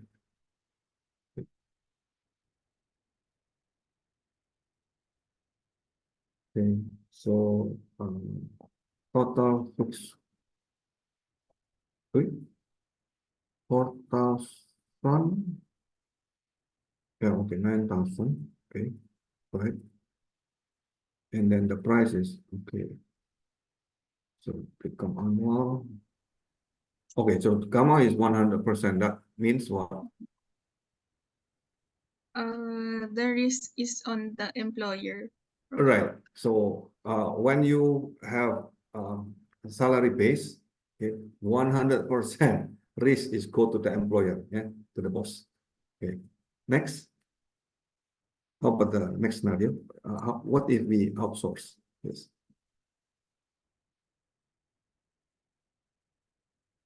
Did you compute also? Sure, for this, it's just 88,000. The next one is Sorry, 8,000. 8,000. 8,000. Correct. Eh? 8,000. You need to compute the number of n first. Okay, Prof. I still need So, to compute that part. okay. In the beginning, you need to compute first n, and then you Mhm. use that n to compute the risk. Mhm. Okay. Okay. So, anyone else want to show?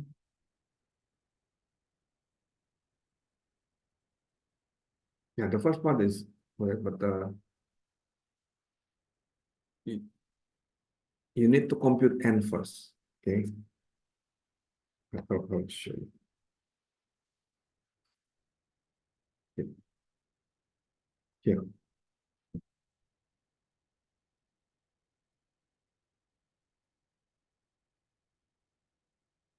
Yeah, the one that Katrina was showing a while ago is this formula.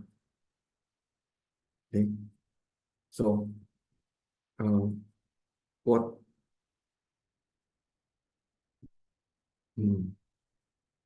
what you need to compute is actually how many projects per year. Okay, how many projects per year based on that value. F is 5,000. It is a salary plus the rent. Okay, multiply by 12 months. And then P is the price per project. Okay. V is 0 because there's no variable cost. Okay. No bonus, right? So, and then you divide, you get 6 projects per year. And this is the formula that you compute a while ago for the risk probability, which is 100%. Okay. So now using this same number, okay, 6 projects per year, okay, then you compute the gamma, okay, for the outsourcing. Okay, so outsourcing V, small v here is 8,000 multiplied by n is 6. Okay, the fixed cost still the same, and you see we pay exactly the same 5,000, right? Okay. And what happened? Now you don't have the office. Okay. So in this case, you get 55%. So this is just to show, okay, you can shift from 100. So the risk transfer in here is 100% available to 55%. Okay. Now the contractor will receive 45% of the risk, almost half of the risk.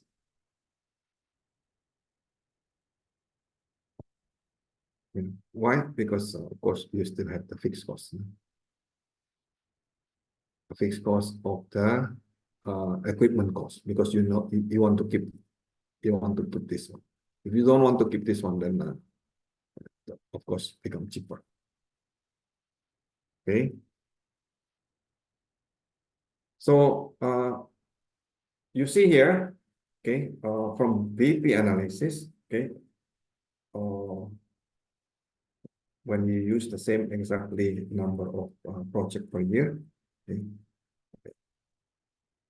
and what happened is you have different scheme. One is a full-time employee, the other one is outsourcing, okay, while keeping the equipment. Then in this case, the risk is transferred to the contractor. Okay, so I hope this give you some clue or idea, okay, how the risk is transferred from employees to employer and vice versa. Okay. Okay, so then we can go to the next topic, which is capital analysis. Okay. This is very interesting because now we want to compare. Okay. Which one is better? Capital intensive or lean and mean business? Okay. Capital intensive means from the start you should be ready for business. Okay, that means you will have a higher fixed cost and lower variable cost later. Or lean and mean business mean you do a startup on the shoestring. Okay, that means you lower the fixed cost, but at the same time you will have higher variable costs. Right? Okay, so say if you want to overrun the overhead cost, fixed cost of 5,000 per month, okay, at say 10% gross margin, okay, so you need a cash flow for at least like 100,000 at regular month and 150 at the peak. Okay, so this capital is to fill the cash flow needed, okay, and actually often unexpected, okay, to the new startup or entrepreneur, and this is actually the source of bankruptcy. Yeah? Okay. Remember a while ago I explained that the number of sales or revenue is not the same as profit. Okay, so when your business actually produce small profit, okay, and usually it's not enough to overcome your fixed costs, especially your own food. Okay. Now we have two mentality in one is called sales mentality. Okay. They don't talk about profit. What they care is about sales, meaning the revenue. Okay. But when we have a business mentality, meaning we care only about profit, okay, in this case, our goal is actually to increase the gross margin, yeah, or to reduce the BEP gross margin. Okay, so let's make a comparison. Okay, please record this. Okay, say I have a business owner A. Okay, it's planned to get fully equipped at the start. Okay, and his fixed cost is 40,000. So we have to fix cost. Okay. Why? Why very expensive? Because he will buy his own car, he buy the truck, for example, delivery van, okay, new equipment, okay, photocopier, for example. Okay. Well, maybe much of this will not be used, fully used for some time, but it will save money eventually, right? So because of this, okay, then the unit variable cost become lower. Okay, so I call this capital intensive with high fixed cost, low variable cost. Yeah? So let's record the fixed cost is 40,000, variable cost is 1.25, and the price per unit is 10. Okay, three numbers, please record. Okay. Now, compare this with B, okay? Lean and mean business owner. Okay? This B does not have capital. Instead of 40,000 a while ago, B only have 10,000. Okay, to go for the fixed cost. So very cheaper, 1/4. Okay, but of course the unit variable cost also this one, the fixed cost reduced by 1/4, okay, and then the unit variable cost actually increased, yeah, by also 4 times, okay, so fair, right? So the unit variable cost will be higher. Why? Because they ran, okay,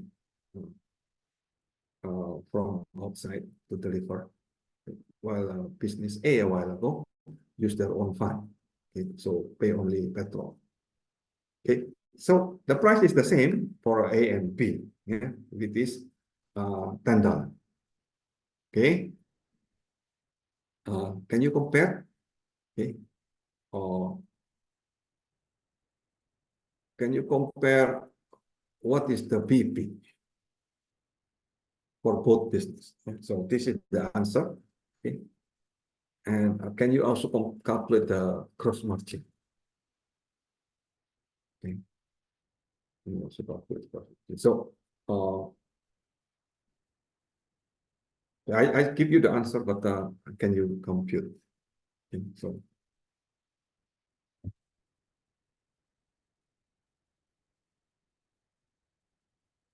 yeah, so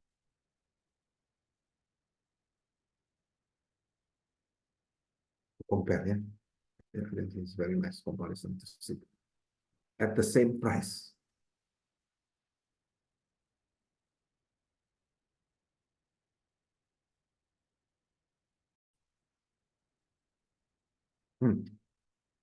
So you have two business. Okay? One is 40,000, correct? And then three is where the price is the same, right? Oh, okay. And okay, can you calculate also the gross margin so that we can see? Yeah, that is correct. So can you also calculate the gross margin for both of them, A and B? G, yeah, okay. G only, not G star. 1 minus small v divided by p. Okay, so yes, divided by, oh, okay, minus that's v divided by p. Okay, that one. Okay, that is 18. Oh, so p, yeah, the lean and mean have a smaller gross margin, which is 50%. Okay? And then the A is 87%. So that means A is actually more profitable, okay, than B. But at the same time, look at the number. Okay, B need to get only 2,000 sales in order to be BEP, right? While A need much higher, yeah? Almost double. Okay.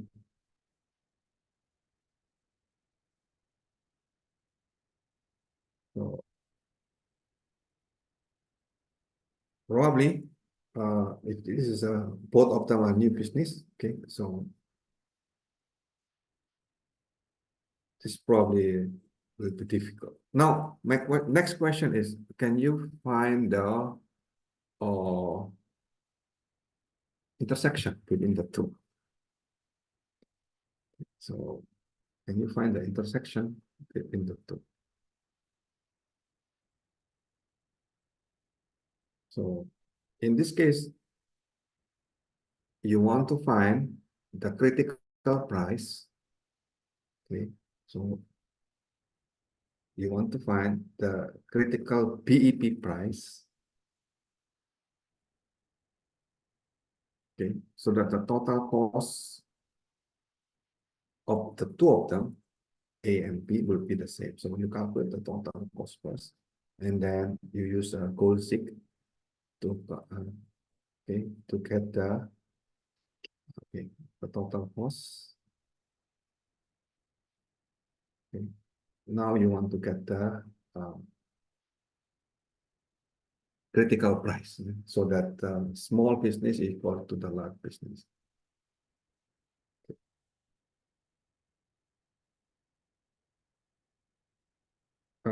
Total cost at BEP, so that is fixed cost plus variable cost. So plus, multiplied by the price. Okay.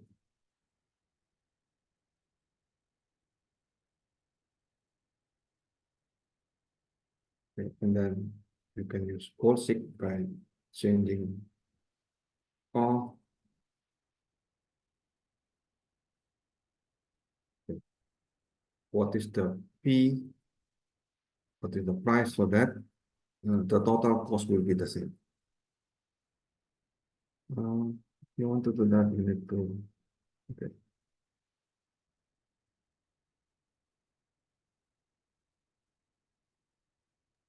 Prof, here in to value, should I put that they are the same?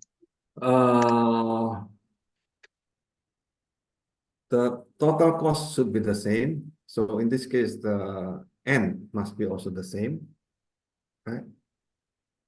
So how do you do that in COSIC? So set sell as the price, and then to value blank by changing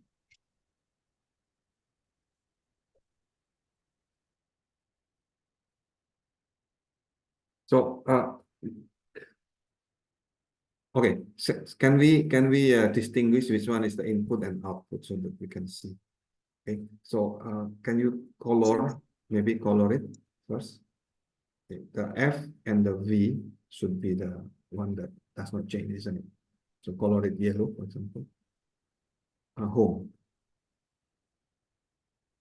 In the home tab, you can color that, yes. Okay.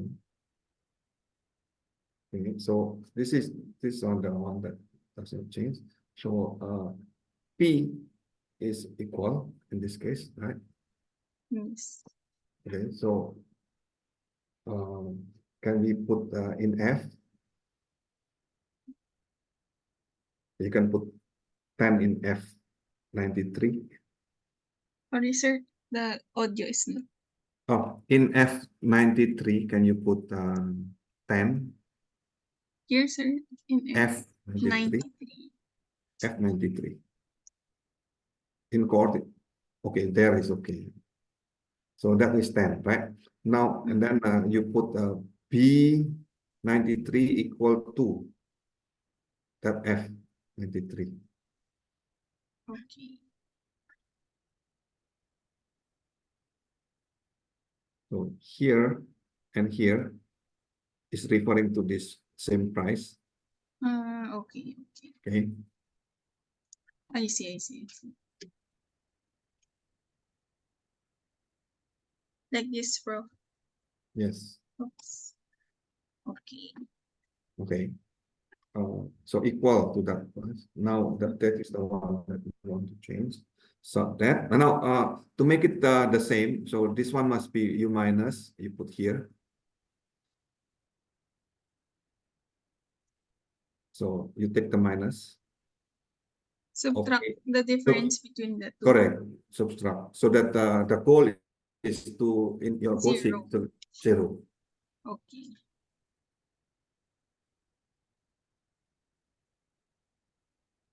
Set cell Uh, to to 0.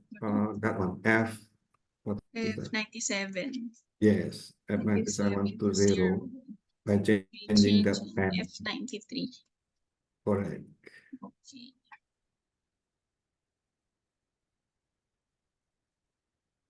Oh, okay, that's correct. So 625 is the answer. Okay. Okay, good. Okay, Okay. yeah, this one is 0, almost, no? So excellent. Thank you, Catherine. Thank you, Prof. Yes. So of course I can plot this, no? So let me share my screen.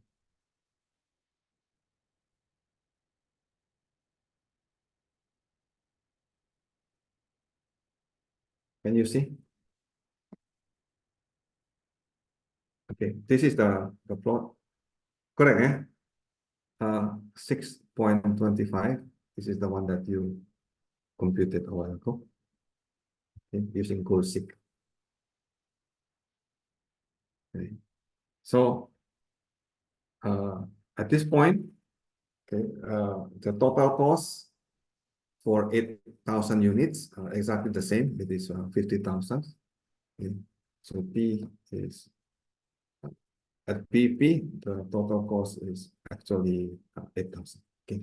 So what is the strategy in this case? Yeah.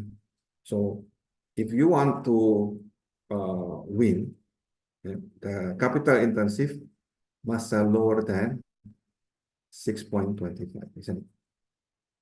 So capital intensive, yeah, must sell lower than that. Okay, but the lean and mean, okay, must sell higher than that. Okay, if, in order to win.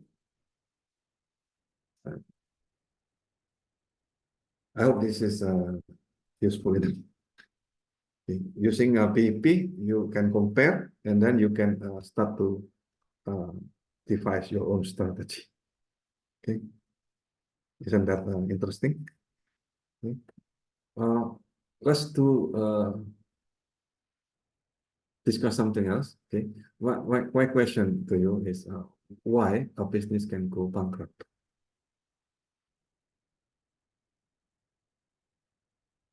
What is the possible reasons? And just discussion. Any idea?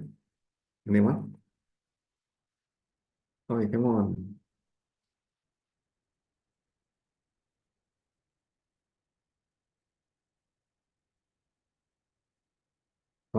If you go to the mall, okay, you can see the shop are keep changing, isn't it? Okay. So some shop still open for a long time, but some keep changing. Okay.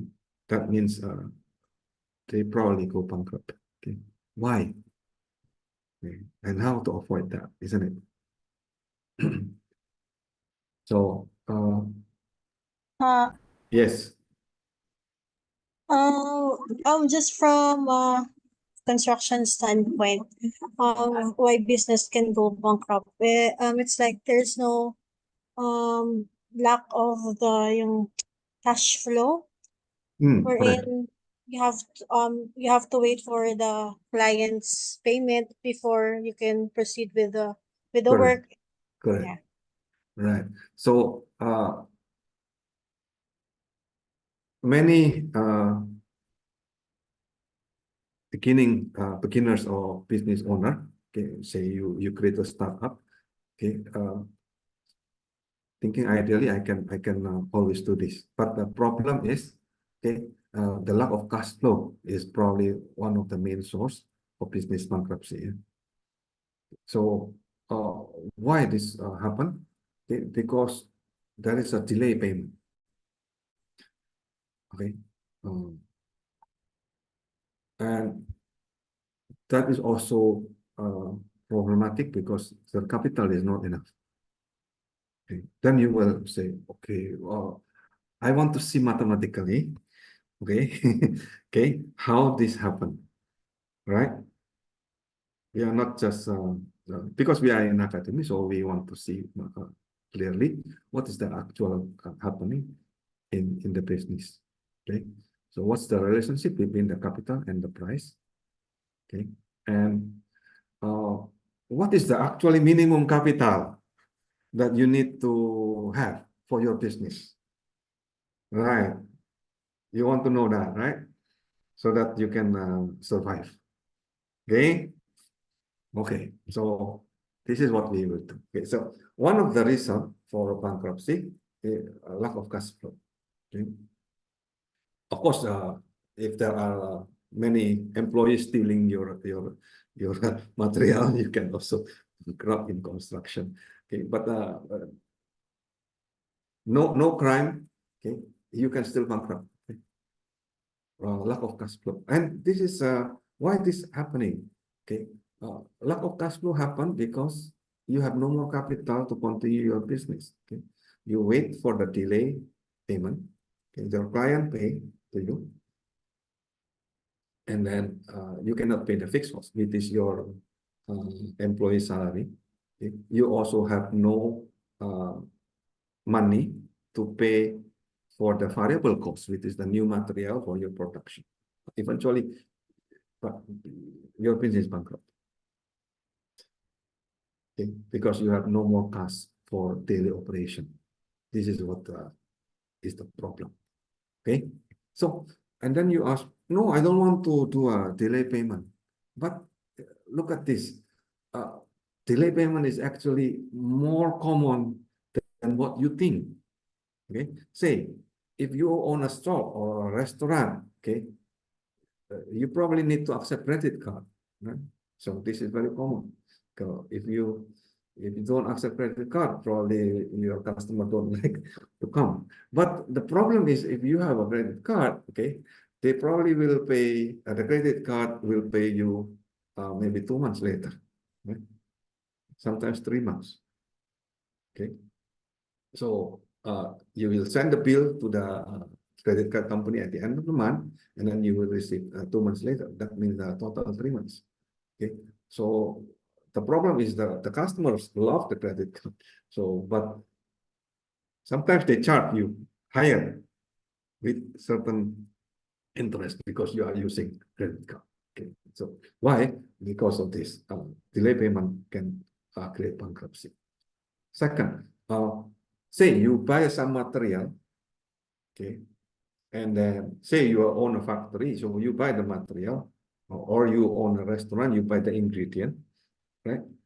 So when you buy this, you pay in advance, isn't it? So you are in construction material, also you buy the construction, you pay in advance. So your worker also you pay in advance. Okay, but to produce your food and so on, okay, you need until the time to sell, isn't it? So from the time you buy until the time you sell, there's a delay, correct? So delay payment is actually common.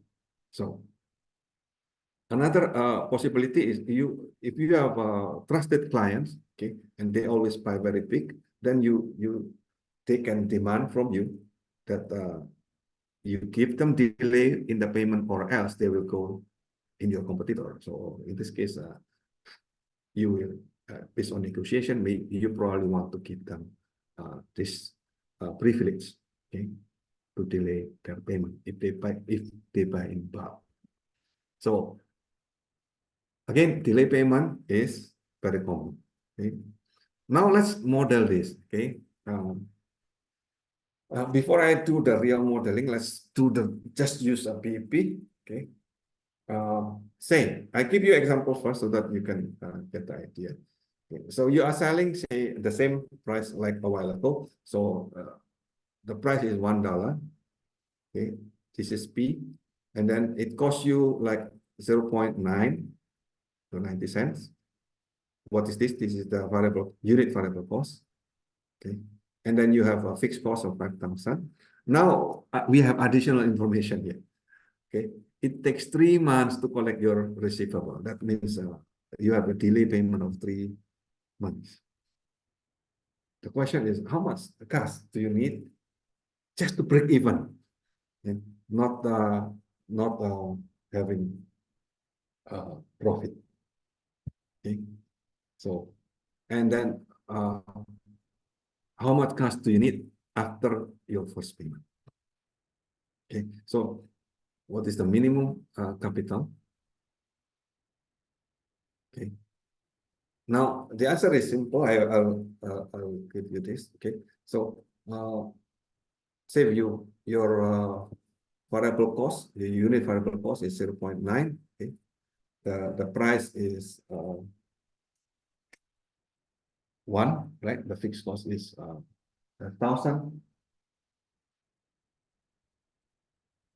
Okay, and time to receivable is 3 months. So what you will have? So we compute the N, right? This is based on BEP. So you have 50,000 items per month. Okay, 50,000 items per month. And how much is the revenue? Of course, because price is $1. So now we have $50,000 per month. Right? Now, oops. The first 3 months, how much you need to pay? The fixed cost is 5,000 times 3, right? 15,000, isn't it? And then, how about the variable cost? The variable cost is 0.9 here, multiplied by the number of items, right? It is 50,000 items per month. So, multiply by the number of months, no? So 3 months. Okay. Then, you have total cost. How much is this? 0.9 times 50 times 3. Okay, the total cost before you pay is 150,000. Okay. So after the first payment, you need about 100,000. Okay, so look at this number.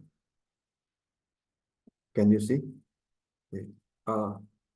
I computed this using Excel. Okay.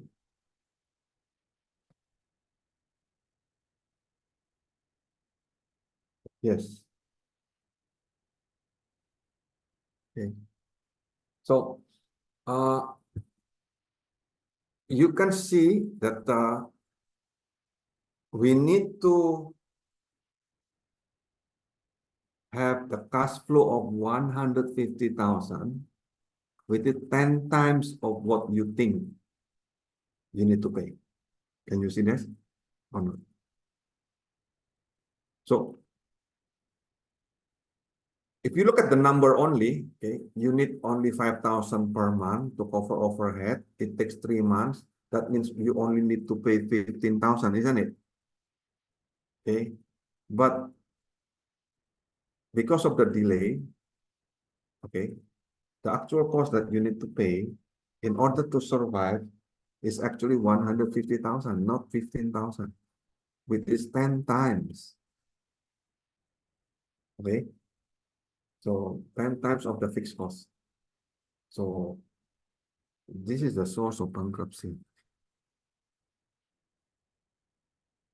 Can you see that? Okay, this is the source of bankruptcy. So, okay, so I hope you can start to compute this later on, and I will give you assignment. So for now, I want you to give presentation about your group project. Is it okay? Are you ready?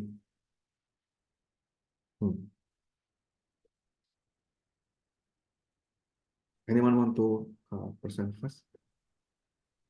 Can we present first, bro?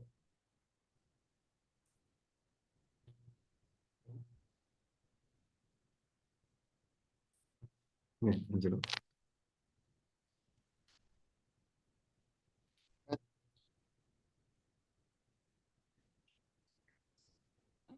Hmm.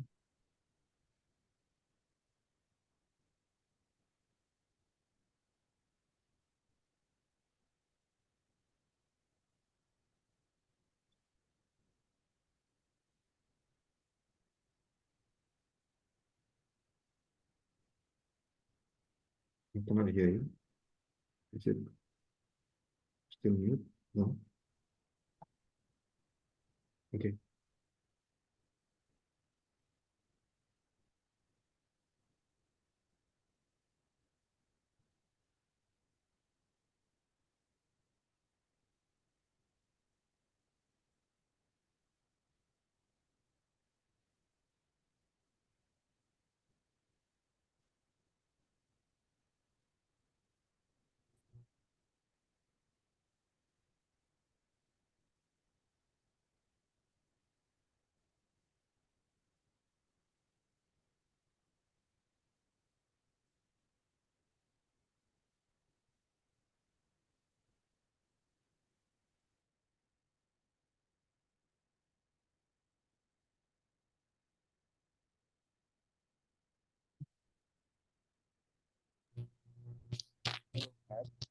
Can you show the slides? Yes, Can you? I think it's loading. I will try to do again. It's loading for a while. I will try again.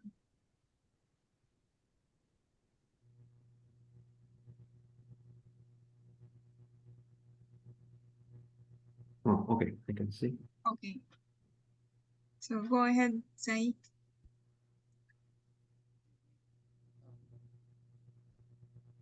Our group is composed of like the people who need to reorganize and develop.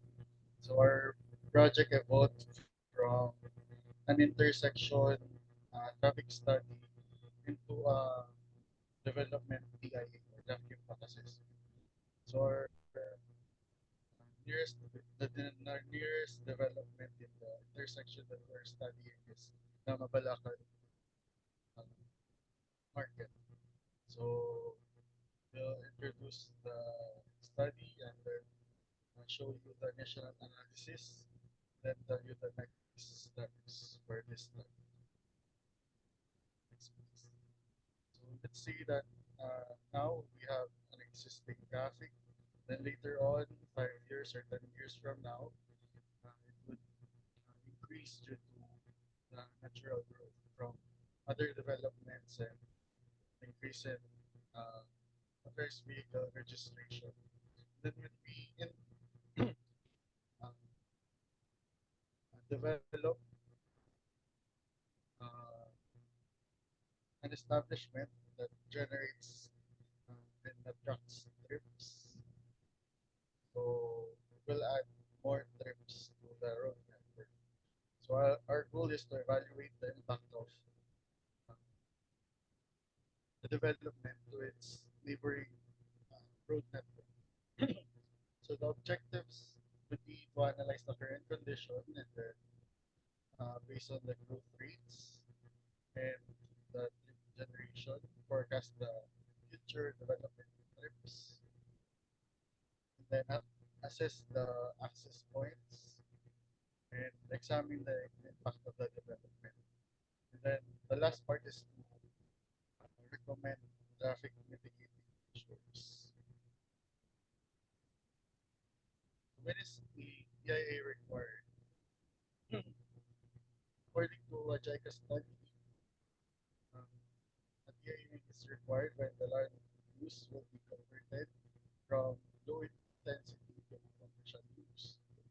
And if the peak hour would the development would generate at least 100 vehicle trips during the peak hour, or if it's near a signalized intersection, or if it would generate on-street parking demands, or if it would exceed the 10% of gradual income, and if the neighborhood has concerns on the development. So the scope would depend on the number of trips that would be generated. Last for 1 year during the horizon year, or 5 years after the horizon year or the opening year, or 10 years to 15 years.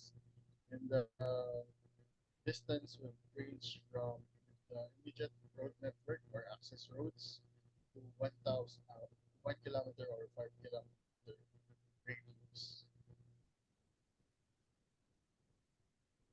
So our study would have these scenarios for study periods. So the current scenario, the future scenario, do nothing, and the future scenario with project, and lastly the future scenario with project and mitigating measures. So our study area is in Poblacion Market, Balakat, Pampanga. This is with and without, right? Yes, yes. So our intersection is or our development is at Poblacion Market, Balakat, Pampanga. So our conceptual framework starts with traffic surveys, which were conducted in 2018. So we had to uh, forecast or add some growth rate from the DPWH um, road information, road traffic information website. Then for analysis, we analyze the vehicle and pedestrian. So for pedestrian, we don't have yet the data, but we're trying to get the data. Then vehicle composition and vehicle occupancy. Then analyze the current scenario using parameters uh, uh, to be inputted in the model, and then validate it, and then measure the KPIs, which are the vehicle capacity ratio, the delay, and index. Then we'll add uh, the growth rate for future scenario do nothing, and the trip generation,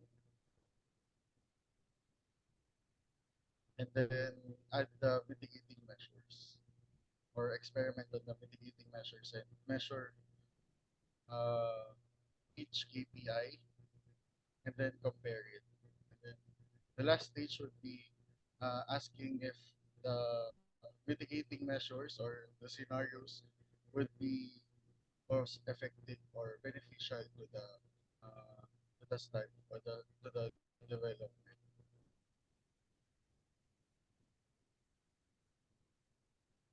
So we drawn here the learning movements per direction, at the intersection. So we have left, through, and right movement for each approach, um, for each leg. So to the north is Tarlac, to the south is Metro Manila. Please go back. Then to the west is the Clark Freeport, and to the right is Magalang. So uh, let me introduce the next speaker, Paolo.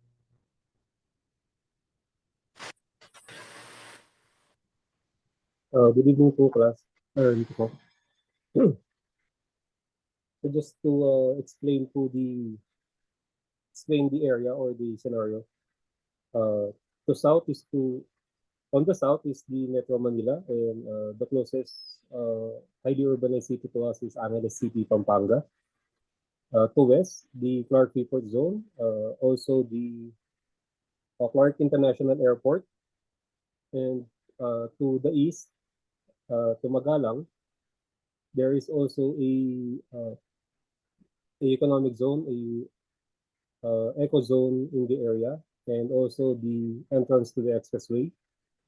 And to Tarlac, going to Tarlac sits also our City Hall, or Mabalacat City Hall.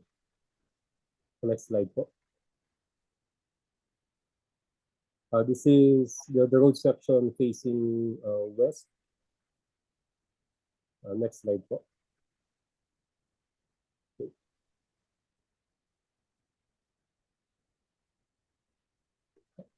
This is the area in relation to our land use. The yellow area, or the yellow color, is represented by the residential or houses. The red is commercial areas. The blue ones are institutional, meaning churches, schools. The gray one, the gray lines is the road, and the gray lines with the gray lines with black lines is the river. And there is also the Clark Freeport Zone boundary overlay. And in the middle, where there is a push cart, is our area, or the future upgraded Mabalacat public market.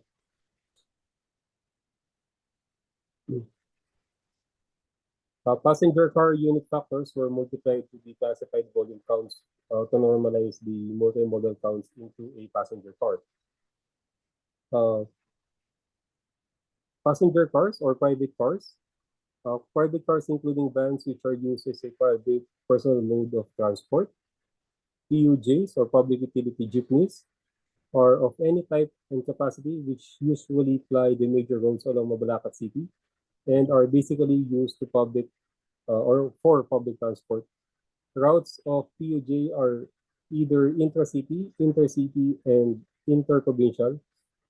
Most of the PUJs in the area are intercity. Public utility buses, these are higher volume of modes of transport, which includes small to large coaches, whose routes are intercity and interprovincial. Small trucks, these are modes of transport meant to carry goods. Usually, small trucks only have 2 axles. Large trucks are meant to carry a heavier load, which have greater than or more than 2 axles. Yeah, Bicycle. this is standard, so you can proceed. Okay, sir. Thank you. Road capacity. This is from the DPWH Highway Planning Manual. And this is for the level of service. Level of service A to F. A is the free-flowing road, then F is the most congested road. Okay. And this is the AADT, or annual average daily traffic for that area, for that intersection. No, then only one. Right. Okay. Okay. And for the vehicle composition, we have this pie chart which shows the portion Private car is have 36%, or mostly private cars flies along the area. Next by motorcycles and jeepneys and tricycles. Okay. And this is the 2018 hourly volume count. 6 a.m. to 7 a.m. is the peak hour for the AM. And we have 12 noon to 1 o'clock our PM peak hour. And the lowest or off peak is between 2 o'clock to 3 o'clock PM. Okay. And this diagram shows the peak hour, the 2018 peak hour volume count, 6 a.m. to 7 a.m. Majority of the cars goes north, south, and west.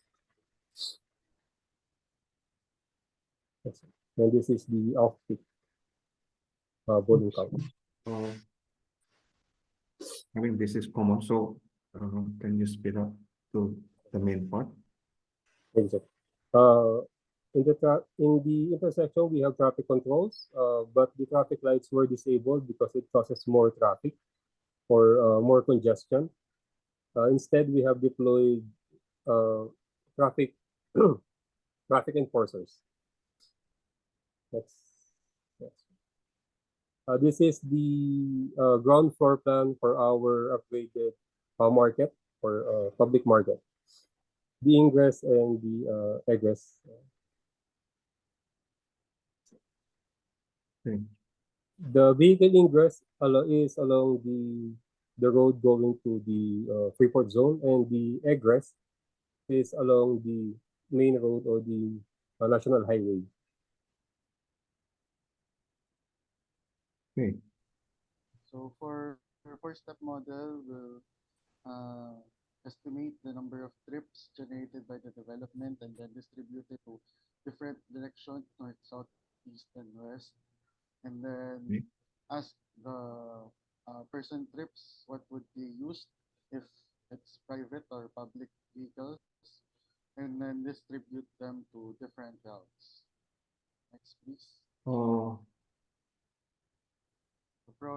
trip generation factors, we use the ITE or Institute of Transportation Engineering. Next. For trip distribution from 2018 traffic survey, they've located several zones and then collected data. So you have the OT matrix? Okay. Yes. Okay. So for the OT matrix, we labeled it north, south, east, and west. So we also estimated the number of trips going to each combination. So for example, north to east, north to south, north to west. Next. Yeah. And then generated this trip distribution. So from north, south, east, and west, we have divided the number of trips, and then as well as the two north, south, east, and west direction. Okay.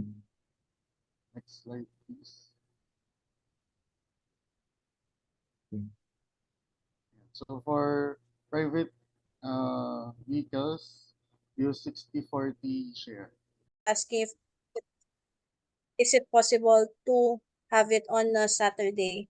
Yeah, so I already said the midterm will be on Saturday, April 20, from morning to evening. So you have 3 hours to finish. Okay, sir. I think there's just someone told me that she might not be around on the 20th. So Okay. I think she'll have to ask you for another schedule. Okay, no problem. You can ask for another schedule. Or how about like this? I will open it for a week. In the third week. Yes, sir. Yes, Is that sir. okay? rather than just one day. That's favorable to us, sir. Yeah. Yeah. So I think you can do anyway and any day time from Monday to Sunday, or maybe not Monday, Sir, Sunday, just want to Saturday. ask also, Okay, how many attempts are we two allowed? Two two of them. attempts Yes, for the midterms. Okay. multiple choice as usual. Yeah, But yeah. Yes, sir. Thank you. okay, so no need to worry about the midterm. It's a very small percentage, but the project will be the higher percentage. Okay. Sorry, Prof. When will the 1 week start? Okay. So when do you want? I want to finish the BEP so that we can include this. So is it possible? Because this is will not finished today, so that means next week we still continue. In that case, can we schedule it from today is what date? So from 20 to 26, is it okay? Yes, sir. Yes, sir. It's okay. 20 to 26. Okay, so by yeah. So 26 is of course before the class, okay? Up to 26 before the class. So in that case, you can do whenever it is. Yeah. Right. Thank you. Thank you for today. And next week you will those who did not present, so please present, and then we discuss again with the PEP, and then to make you prepare before the class. So I will give you assignment based on this slide anyway. Okay. So Okay, sir. Thank you. yeah, thank you. So see you next meeting. Thank you, Prof. Thank you, Yes. Prof. Thank you. Bye. So, Thank Prof, you. the last Thank you, Prof. coverage of the exam is the lecture next week. Correct. Okay, okay. Okay. Okay. Okay, Thank you, bye-bye. Prof.